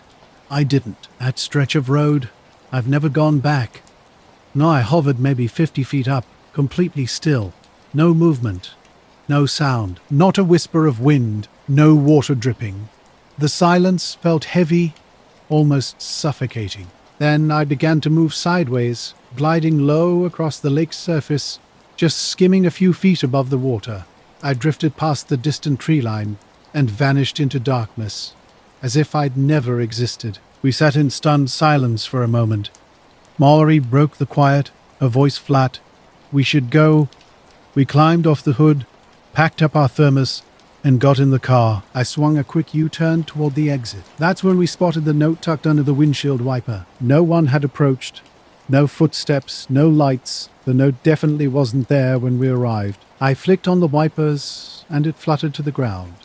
Mallory picked it up. Plain white paper with blocky capital letters. Keep driving next time. No signature, no personal touch. We drove back to the motel in complete silence. The next morning I woke early. The bed was too soft, the heater loud and intrusive. I wandered to the front desk for coffee. The lobby seemed deserted except for two people. The desk clerk and a man in a black suit sitting by the fake fireplace. Dark tie, pale hands, sunglasses despite the dim morning light. He held a newspaper upside down, not even pretending to read it normally. I lingered by the map rack, watching. He turned a page, still holding it backwards, never looking my way. Back in the room, I told Mallory about the strange man. She laughed initially, but her expression changed when she realized I was serious. We decided to check out early. Something just felt off. While I warmed up the car, she settled the bill. When she returned, she mentioned the man had followed her out of the lobby, standing silently just outside the front door as she got into the car. No words, no gestures, just watching. He didn't follow us, at least not that we could see. During the drive home, our attempts to discuss what happened always felt awkward, the words slipping away. Mallory summed it up simply, "Let's just get home." And that was that. Now, I'd originally started this paper for my Modern American Myth course, not because I was into UFOs, but because it seemed like an interesting topic. Dr. Lurin wanted us to connect a myth to a real historical event, so I chose the 1977 Broadbrook sightings in upstate Connecticut, conveniently close to my school. My research was pretty standard at first. I dug through local archives, library newspaper reels, and old message boards. Most of what I found were fuzzy accounts, farmers talking about strange cow behavior, someone claiming their watch stopped for exactly 40 minutes. Nothing extraordinary. But then something caught my eye. Two old articles had these brief, almost throwaway mentions of federal men visiting locals after the sightings. They weren't described in detail, just sort of casually dropped into the text. I was skeptical, thinking it was probably just local exaggeration, but I made a note to investigate. The following weekend, I reached out to some regional historians. Vince Halbrook suggested a microfilm archive in Springfield, and I was planning to drive up that Friday. Then Tuesday night, around 8:20 p.m., while sitting at my desk in the dorm and half watching TV with my roommate Aaron, I received an email that changed everything. The sender was Dr. Asfansa Harlan Oakes from an address I didn't recognize, oakes.faculty@sonch.edu. I'd never heard of him. The subject line was simply stop. The email's message was cryptic and threatening. You are looking in the wrong places. There are things that are not meant to be named. Move on. This is your only warning. I tried to verify the sender. Southern University of New Hampshire had no doctor style, Harlan Oakes in their staff directory. Yet the email headers looked legitimate. It had passed through normal campus filters with no signs of spoofing. A week later, I went back to review my dashcam footage from that night. I'd accidentally left it running. The recording showed our drive to the location, a timestamp, and then nothing. Just a blank screen for 2 hours. When it picked up again as we started driving, the file details showed the missing time wasn't erased. It was just black. No audio, no video, just dead air. I still have the note. It's in my glove compartment. Now, Aaron and I were hanging out when I showed him a strange message. He brushed it off, saying someone was likely messing with him, probably a classmate who knew about his topic. Minutes later, the fire alarm blared through the entire dorm building, loud, shrill, with strobing red lights. Everyone trudged out into the cold, early March courtyard, standing around in sweats and hoodies. That's when I spotted them. 2 men across the street, completely still. They weren't talking to each other or anyone else. Both wore short black suits and dark ties. One had sunglasses despite the darkness, while the other didn't. Their hands hung motionless at their sides. They weren't taking pictures or making gestures. More importantly, they were staring directly at me. I glanced around, wondering if anyone else noticed, but everyone was distracted. People chatted, scrolled through phones, and joked. No one seemed aware of these 2 silent observers. Aaron, standing next to me, was deep into Instagram. When I pointed them out, he looked, but they had vanished. No sound, no movement, just gone in an instant. Back in the dorm, I checked my email. Oakes's message had disappeared completely. Not in my inbox, trash, sent, or archived folders. I searched my entire laptop using the subject line. Nothing. The next morning, I visited campus IT. They explained that deleted messages were non-recoverable without admin access. After checking the sender's address, they confirmed the email never passed through the university's servers. I gave up and switched my research paper topic to Elvis sightings in the 80s. Something felt off. For the rest of the semester, I constantly looked over my shoulder. Months later, driving through the Mojave Desert at night, low on gas, and surrounded by darkness, the highway stretched endlessly before me. Nothing but scrub and cacti broke the empty landscape. The incident still lingered in my mind. The desert highway stretched out endlessly, silent and vast. Around 1 a.m., something caught my eye. A figure stood on the shoulder, seeming to wave. At first, I thought someone needed help, which seemed strange given the miles of empty road with no other vehicles in sight. As I approached, I slowed down. The man wore a black suit and stood completely motionless. When I got closer, I realized he wasn't actually waving for help. His hand was raised, palm out, like a rigid signal.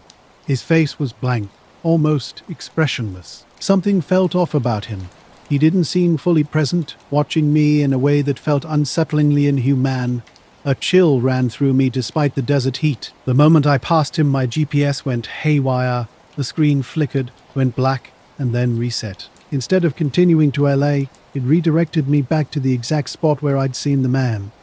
I tried reprogramming my destination, but the GPS kept rerouting me to that same stretch of highway. I pulled over and tried to check my phone, but there was no signal, no bars, no Wi-Fi. It felt like I'd been completely cut off. I rebooted the car's system, but nothing changed. The GPS stubbornly insisted on sending me back. After sitting there for a few minutes, I noticed an unnatural silence. No crickets, no wind, no passing cars, just stillness. The air felt heavy, like before a storm, though the sky remained clear and star-filled. I scanned the shoulder with my headlights. No one was there. No trace of the man remained. Panic started to creep in. Eventually, I forced myself to drive, ignoring the GPS. I took a side road I remembered from an earlier map, hoping to break free from this strange loop. Hours later, I checked into a small motel on the outskirts of town. Exhausted and shaken, I tried to convince myself I was just tired and stressed. Just after midnight, the phone in my room rang. I didn't recognize the number, but I answered. A calm, cold voice spoke on the other end. One Sunday night in early November, I was driving home from my friend Emma's cabin in the Cascades. The cold was crisp enough to see my breath, but the roads weren't icy. Winding forest roads surrounded me, thick with trees, and the moon barely illuminated the landscape. A thin layer of fog hung low over the trees. An old classic rock station played on the radio, but something felt off. The signals started cutting out strangely. Music would pause, then return louder with bursts of static. Eventually, the radio went completely silent, just white noise filling the car. That's when I saw it. Off to my right, above the tree line, a single light hovered, bright but soft, like a glowing orb about the size of a headlight. It wasn't moving like any aircraft I'd ever seen. For 5 minutes, it barely shifted position. just hanging there, motionless in the sky. No blinking lights, no sound. I tried rationalizing it, maybe a helicopter, a weather balloon, or a drone. But something was wrong. The speed was impossible, and the silence was too complete. Normally, you'd hear some kind of mechanical hum or see navigation lights. The road was empty, and my phone had no signal. My eyes stayed locked on the light. I kept driving, feeling strangely calm. No, I wasn't going to stop. Not everyone would stay calm in this situation. The line went dead when I tried to process what I was seeing. I stared at the receiver for a long time before hanging up. Sleep didn't come easily that night. The next morning, my GPS worked fine again. Heading home, I couldn't stop thinking about that figure, the light and the call.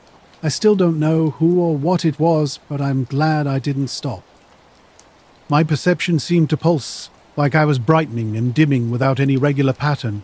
I couldn't look away, even though I wanted to. After about 15 minutes, I pulled into Maples Fuel, a tiny gas station with a convenience store and a few pumps lit by flickering neon signs. I needed coffee and a bathroom break. Mostly, I needed to clear my head. When I stepped out of the car, the cold air hit me. Above the trees in the parking lot, that light was still visible, just hanging in the sky.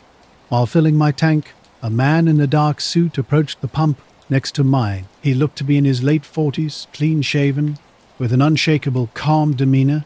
His outfit was plain, just a black suit and tie, like he'd come straight from an office or some government agency. He glanced at me and quietly said, "Some lights are meant to be ignored."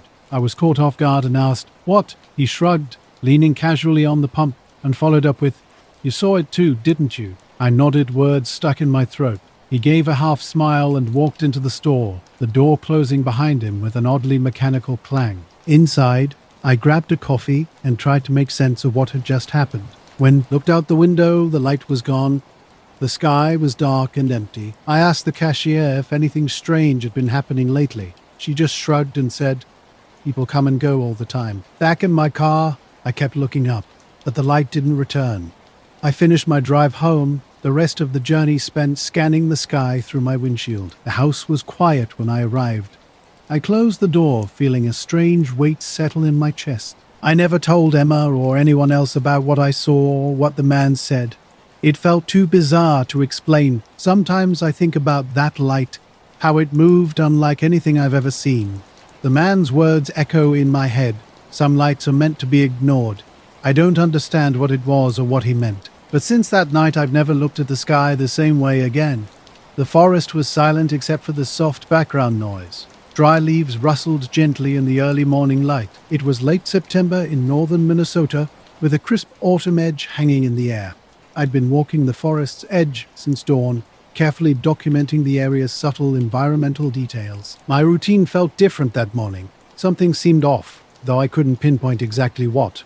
Just as I was preparing to return to the research station, something caught my eye. In the clearing before me, a series of circular scorch marks stood out starkly against the ground. Each mark was roughly 2 feet wide, arranged in a precise circular pattern about 15 feet in diameter. The marks were deeply embedded, with blackened and cracked soil underneath. Strangely, the surrounding vegetation remained completely untouched, no burned branches, no scorched leaves. These marks were unlike anything I'd encountered before. I carefully circled the area, searching for any additional clues. No footprints, no vehicle tracks, no signs of human intervention, just these perfectly symmetrical burn patterns pressed into the earth, like a giant, invisible cookie cutter had left its mark. I methodically documented everything, taking photographs, making detailed sketches, collecting soil samples. After marking the location on my GPS, I radioed back to the research station with a brief description. My colleagues suggested possible explanations like lightning strikes or animal territorial marking, but the precise geometry didn't align with those theories. An unsettling quiet pervaded the forest. I couldn't shake the sensation of being watched, constantly glancing over my shoulder despite seeing nothing. Days later, an unexpected visitor arrived. A tall man in a black suit, seemingly out of place in the wilderness, knocked on the station's door. No badge, no identification. His dark eyes were steady, his voice calm and direct. "I'm interested in patterns in non-human behavior," he said without preamble. Confused, I shared my findings about the mysterious scorch marks, showing him the photographic evidence. Something about this encounter felt peculiar, but I couldn't quite understand why.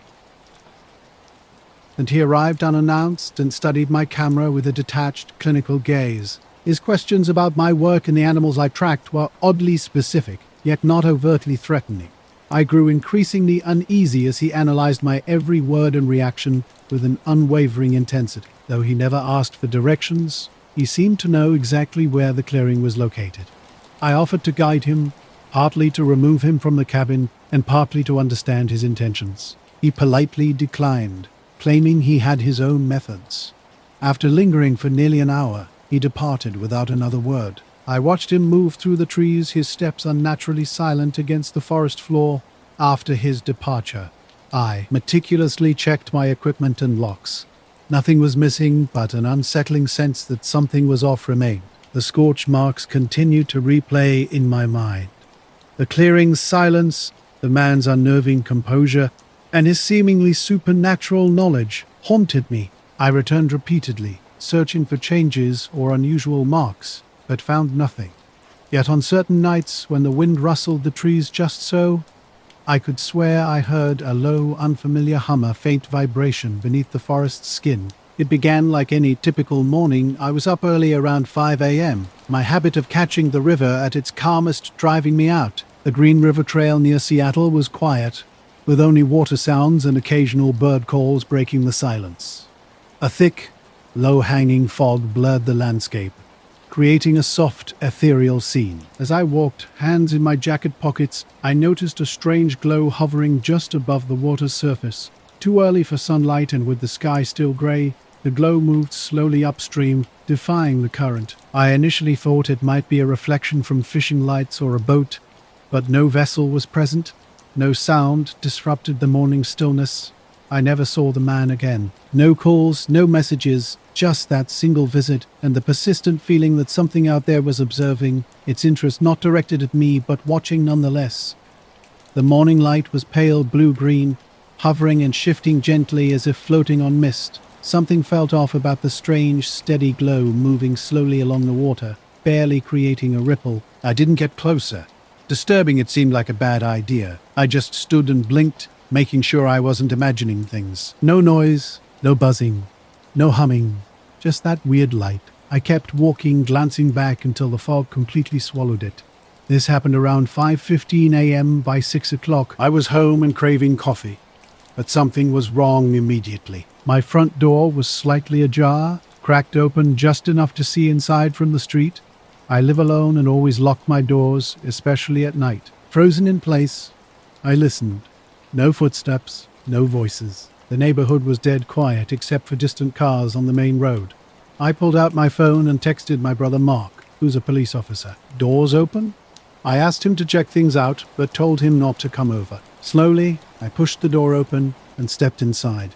Nothing seemed disturbed. Couch cushions were untouched. The TV was off. But then I noticed the clocks. Every single clock read exactly 3:33. Wall clock in the kitchen, bedside alarm clock, even the microwave, all synchronized at that precise time. This wasn't normal. Clocks aren't perfectly accurate. They're usually off by a few minutes. I checked for a power outage, but the lights weren't flickering, and my phone was fully charged with no warnings. I called Mark, explained the situation. He said he'd stop by after his shift, but I downplayed the urgency. Throughout the day, I obsessively checked locks, changed the front door keypad code, and moved around the house more than usual.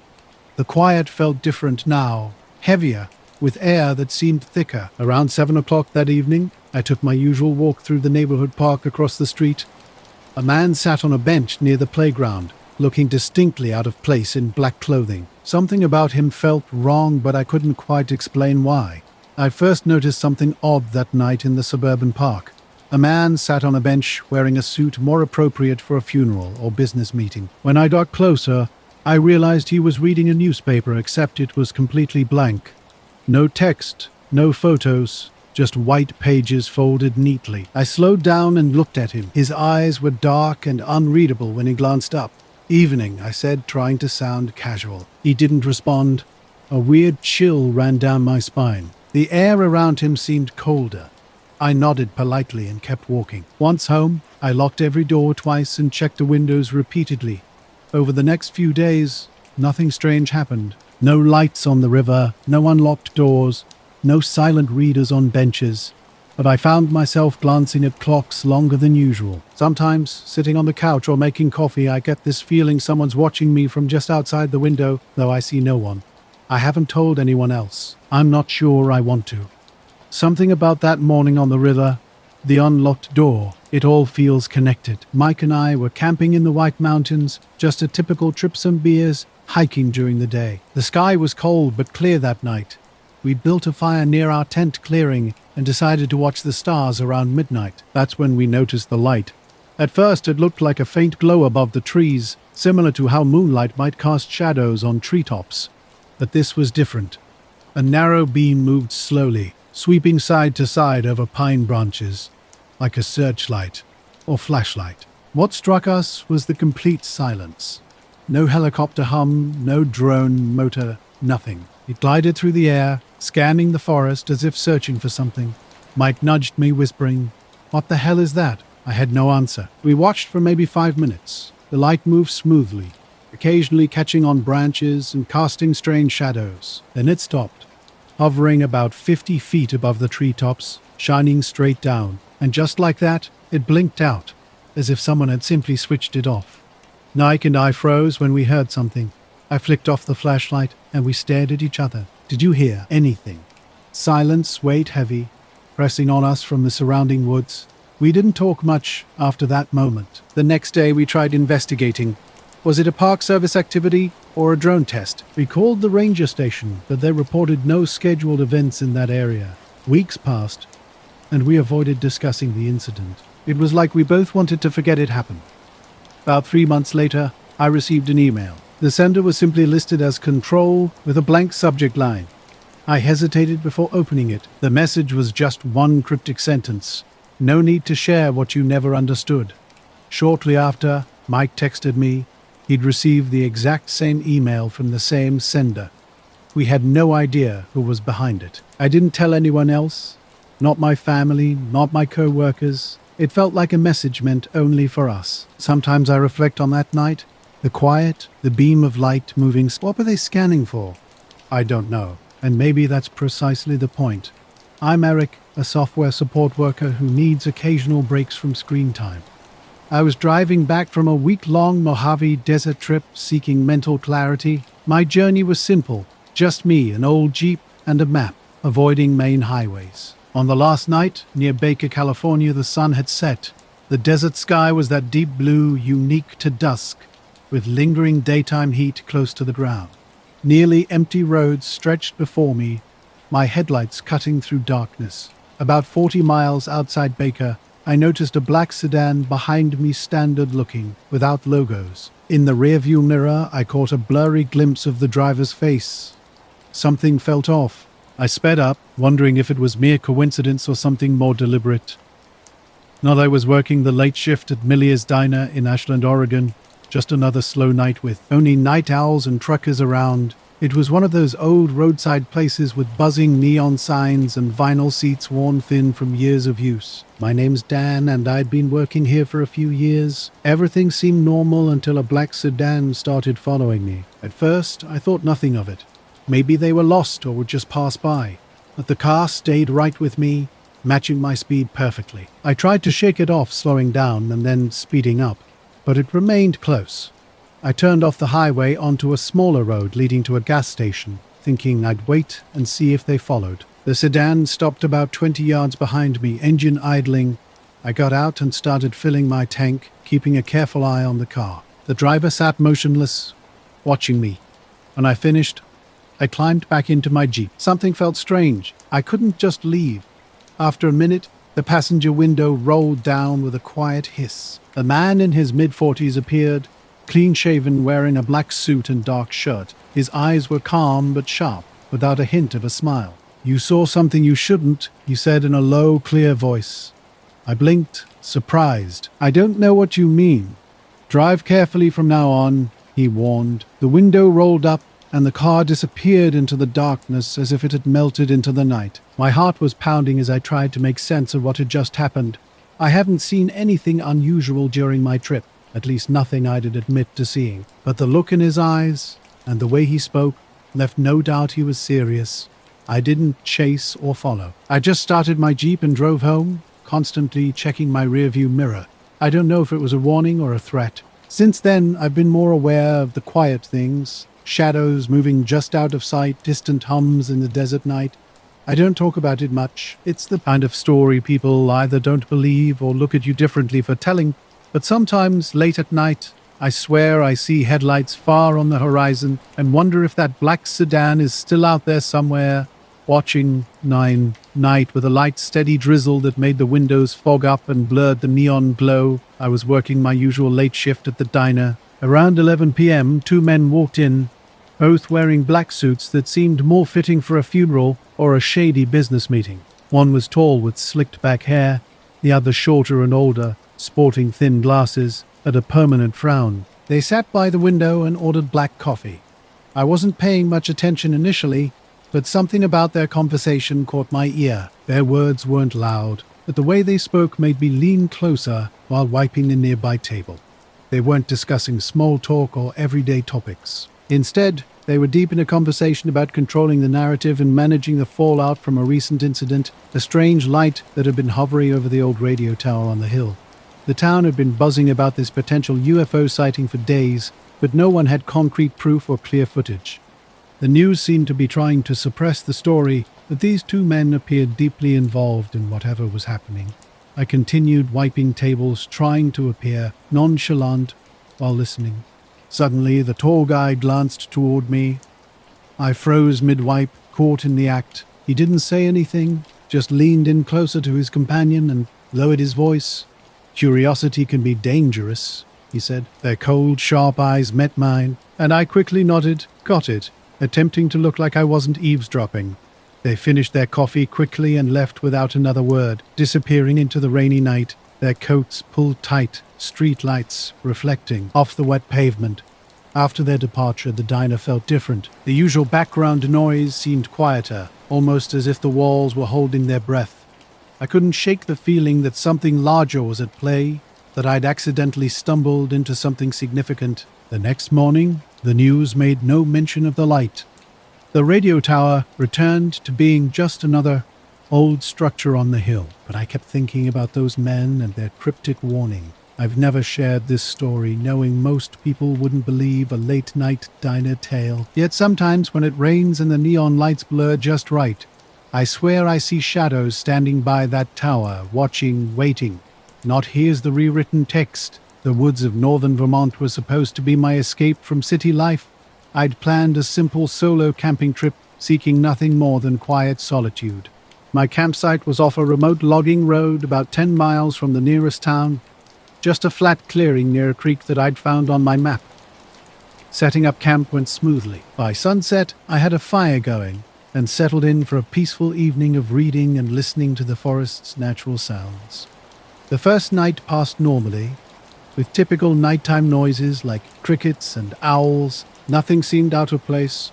On my second day, I took a short hike and didn't encounter another soul. When I returned to my campsite late in the afternoon, a strange chemical smell hung in the air, something like burnt rubber. I assumed maybe a truck had passed nearby, but the road remained completely silent. No vehicles had come through all day. Tired and not thinking much of it, I brushed off the odd scent. Everything changed around 4 a.m. the next morning. A heavy rustling outside my tent jolted me awake. This wasn't just small animals moving. It sounded like someone walking slowly, carefully through the underbrush. My heart raced as I froze, straining to hear in the absolute silence. When dawn broke, I unzipped the tent and discovered a chilling detail. A small note pinned to the tent flap, written in messy block letters on a scrap of notebook paper, held in place by a twig, were the words, "Go home." As I looked around, something else caught my eye. A black sedan idling just past the clearing's edge. The car's engine hummed steadily, but no one was inside. Windows up, interior empty. I scanned the surrounding trees, half expecting someone to be hiding, and called out. My voice felt strange and unsettling in the open space. No response came. I wasn't sure whether to feel scared or simply bewildered. The entire scene felt like a surreal movie moment, that paralyzing instant where you want to run but can't move. I was driving through Red Rock Canyon on a Tuesday evening just past sunset. The sky still held on to some light, but long dark shadows were stretching out and the temperature was dropping quickly. I was heading home from a work trip in Vegas and had taken the scenic route to clear my head. I've never been a fan of the freeway if I can help it. The canyon roads are narrow and winding, flanked by steep sandstone cliffs. At this time of year, there's barely anyone else around. Walking toward a car slowly, I was trying to see if someone was hidden or if it was just abandoned. When I got closer, within 15 feet, the engine cut off just like that. No noise, no warning. I stopped and stared. The silence came back thick and heavy. Scanning the tree line behind the car, I looked for footprints or tire marks that might tell me how it got here. Nothing. No tracks in the dirt, no crushed grass, no signs it had driven in recently. It didn't add up. I pulled out my phone to call for help, but no signal. I tried again. Nothing. That's when I noticed something else. The woods beyond the car looked different. Not physically, but the light. There was a weird haze, like a thin fog, but only around that section of trees. It didn't move or change, just hung there like a curtain. I shook my head, trying to clear the unease creeping over me.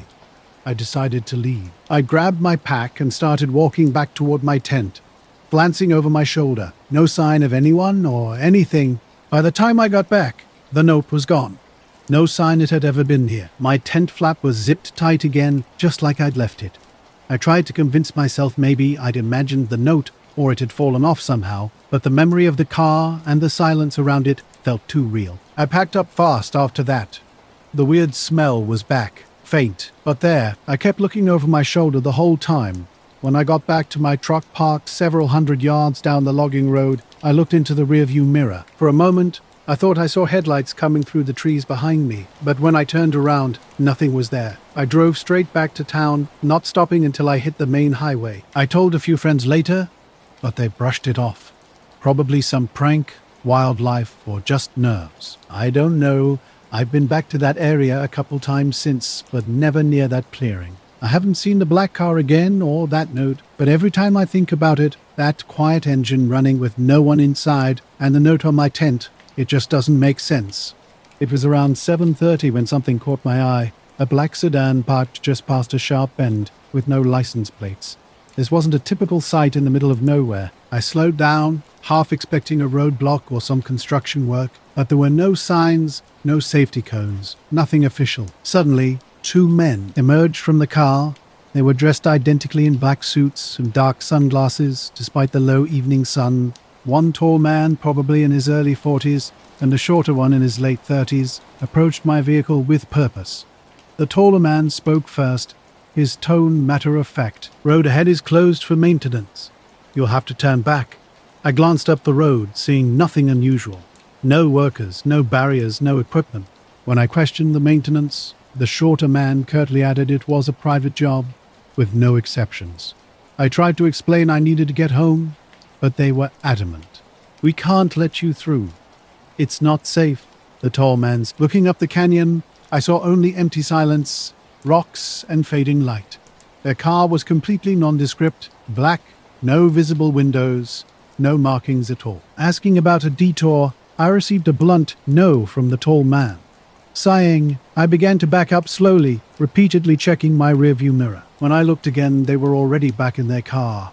As I shifted gears, I glanced over my shoulder. The sedan had vanished. No engine sound, no lights, nothing. Just empty road and canyon walls. Confused, I thought they might have moved to block the road ahead. Creeping forward, I saw no barriers or unusual signs. I pulled over, stepped out, and surveyed the quiet canyon. My phone showed no signal. Walking a bit up and down the road, I searched for tracks or any explanation for their strange disappearance. Finding nothing, I returned to my car. The sky had darkened to a deep blue as I started driving back the way I came, the entire encounter feeling surreal and inexplicable. Note, first stars were peeking out as night settled in. The drive along the canyon road was quiet and dark. A soft, steady light caught my eye about 10 minutes into the journey, not like a plane or helicopter, but more like a lantern someone had placed in the sky. It hung there, just above the canyon rim, glowing gently. I tried to focus on driving, but the light seemed to follow me always at the edge of my vision. When I reached the small diner at the canyon entrance, I found it nearly empty, except for Sam, the night cook. Telling him about the strange light, I half expected him to laugh. Sam just nodded slowly. "You're not the first to see things out here," he said. He mentioned odd lights, mysterious figures, and roads that seemed to vanish without a trace. The conversation left me with an uneasy feeling. Driving home, I kept checking my mirrors, half expecting to see the black sedan or two men from earlier, but the road remained empty. Back home, I searched news and county road updates. Nothing unusual, just standard warnings about loose rocks and narrow lanes. Over the next few days, I couldn't shake the experience. I mentioned it to friends, who joked about government agents or aliens. A few days later, I discovered a blank piece of paper tucked under my windshield wiper. I folded it and left it on the dashboard, untouched. This wasn't my first strange encounter. Weeks earlier, I'd been sitting on the dock behind my place after sunset, trying to photograph the stars. The autumn evening was crisp and clear. While scrolling through my shots, I noticed something odd over the lake. A dark, motionless silhouette hovering just above the water. It wasn't like any bird or aircraft. No blinking lights, no sound. The shape was solid and sharp against the sky, smooth and oval, but not reflective. I zoomed in with my phone camera, trying to make sense of what I was seeing. The lake went back to normal that night, quiet, empty, with only occasional fish jumping. I kept watching, slowly drifting sideways a few feet at a time, and then without warning, I shot straight up and disappeared into darkness. I blinked, feeling uneasy but mostly curious about what I'd just seen. A few days later, a black car appeared at the end of my driveway. It was an older model from the early 2000s, clean, perfect condition, with no license plate. Initially, I thought it might be a neighbor's visitor. But something was odd. No tire tracks led to the car, and the gravel looked untouched. No footprints anywhere. I checked the windows, empty, no keys in the ignition. I figured someone had parked overnight and would return. But the next morning, the same car was there. And the morning after that, the fourth day, I started leaving notes on the windshield, asking the owner to move it. The notes never disappeared, and the car remained silent and black. One evening, while sitting on my porch after dinner, I heard footsteps on the gravel. A man in a neat black suit stood near the driveway's end, his face shadowed by streetlight. He watched me silently. When I approached and asked if I could help him, he responded cryptically, "The water remembers." When I asked him to repeat, he said the same thing again. Before I could question him further, he walked away, vanishing into darkness. Over the next week, the car continued appearing every morning, but the man never returned. Strange occurrences began mounting. My phone would show static when I tried photographing the lake. Late at night, a faint humming would drift from the water. I didn't tell anyone. Who would believe such a strange story? Not night at the old airfield near Milltown, a small town in western Kansas. I wasn't following any specific plan. I'd driven past the place many times, thinking it might be a good spot for night sky photography. There were just some cracked runways and empty hangars, with almost no light pollution, which meant the stars would be incredibly bright. I arrived around 10 p.m. on a Friday. The night was cold and dry, typical of early spring, with a light but steady wind.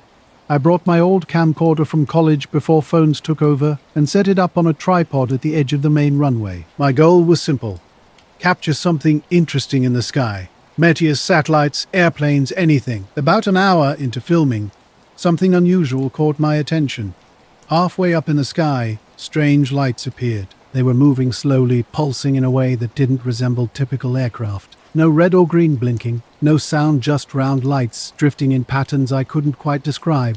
Sometimes they flickered, sometimes vanishing completely before reappearing slightly elsewhere.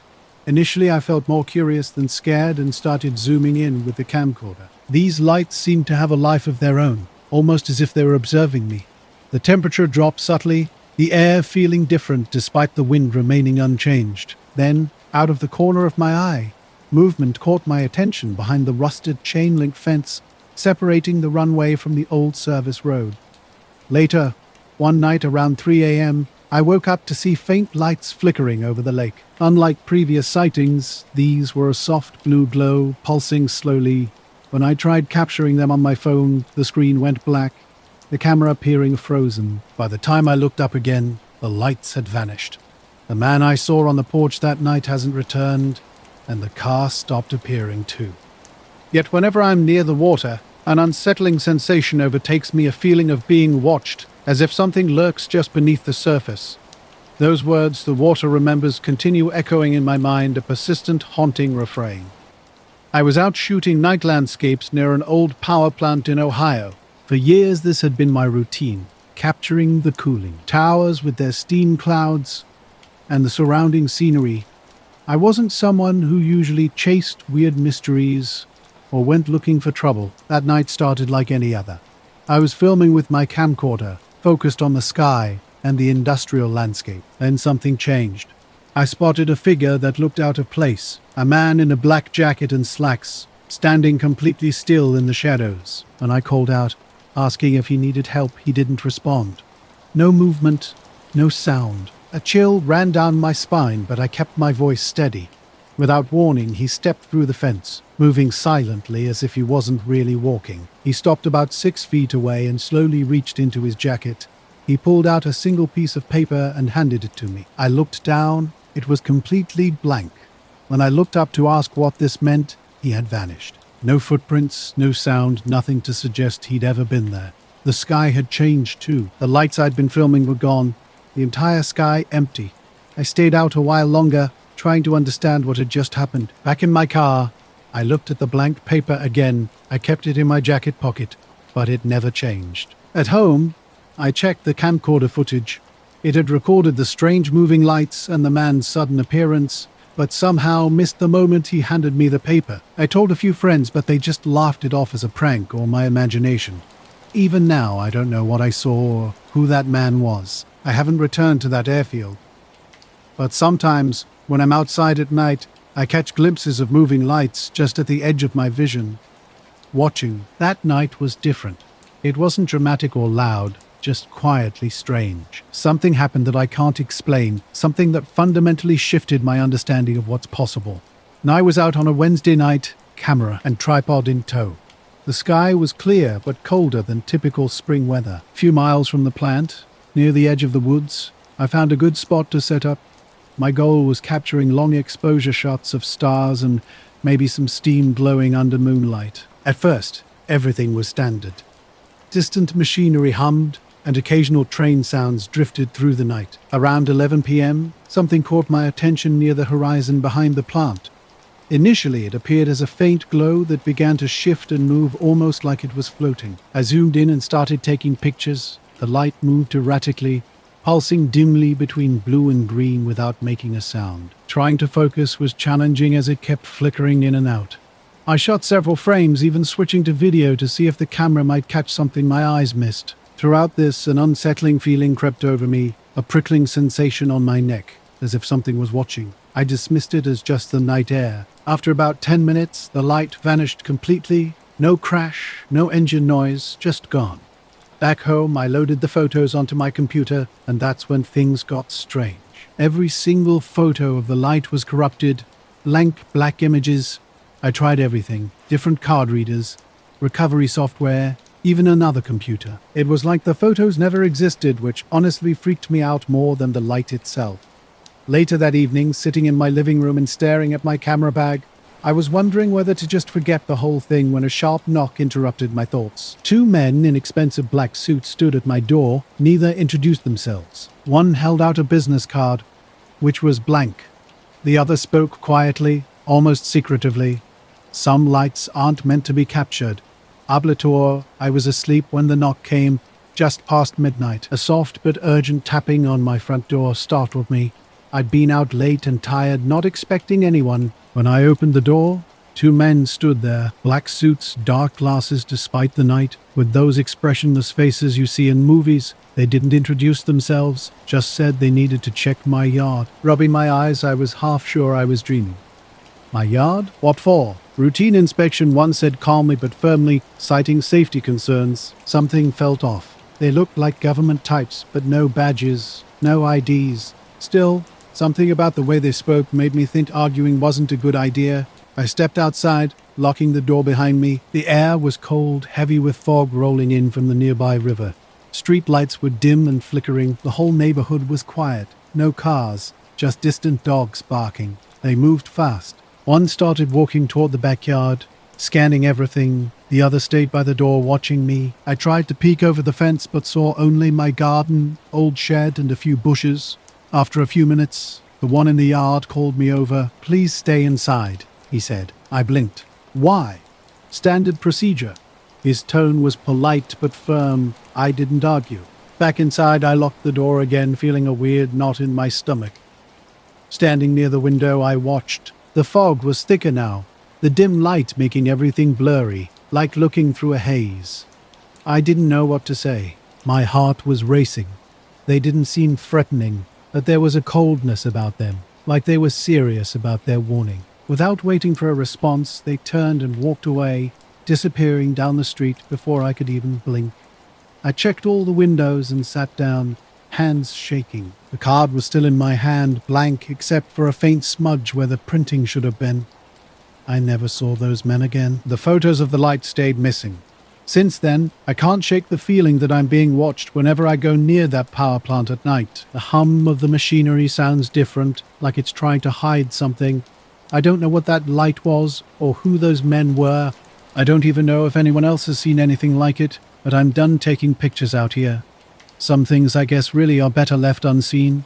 No, I was walking home late one night, just minding my own business. The street was quiet, a little foggy, and the kind of night where everything feels a bit off, but you can't quite say why.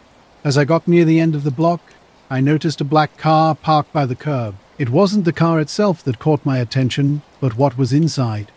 There were two men sitting in the front seats, both wearing black suits and those old-fashioned top hats. At first, I thought maybe it was some kind of costume or weird prank, but then I looked closer. Their faces weren't faces. There were no eyes, no nose, no mouth, just smooth, featureless skin like someone had erased their faces entirely. I froze for a second, then kept walking faster this time. I tried not to look back, but curiosity got the better of me after a few steps. When I glanced over my shoulder, the car was gone. No lights, no engine sound, no tire marks, nothing. Just the empty street under the fog. Later that night, something even stranger happened. I looked like bags from their coat pockets, heavy, black, like the kind used by forensic teams. One of them carefully approached something on the ground near the shed and started wrapping it up. I couldn't see what it was, but it looked small. They didn't say a word, just worked quickly, methodically. I wanted to call the police, but the moment I reached for my phone, the screen went black. No signal. Minutes passed like hours. The tension was unbearable. Then, just as silently as they'd arrived, the men in black walked back toward the front door. One nodded at me briefly, almost like a warning. Then they left. Their car wasn't there when they arrived, and it wasn't there when they left. I stepped outside, my breath visible in the cold air. The yard looked normal, nothing disturbed except for a faint scuff mark near the shed. No footprints, no sign of whatever they'd bagged. I went back inside, locked the door, and sat down, trying to make sense of what had just happened. That night, I didn't sleep. The fog outside thickened and stayed until dawn. The next day, I checked my yard thoroughly. Nothing missing, nothing strange, but that scuff mark stayed. I don't know what they were looking for or why they took it, but I can't shake the feeling that something else was out here watching me, waiting. And those two men, I've never seen them again. I don't know who those men were or what that car was doing here. I've never seen anything like it before or since. It's been bothering me ever since.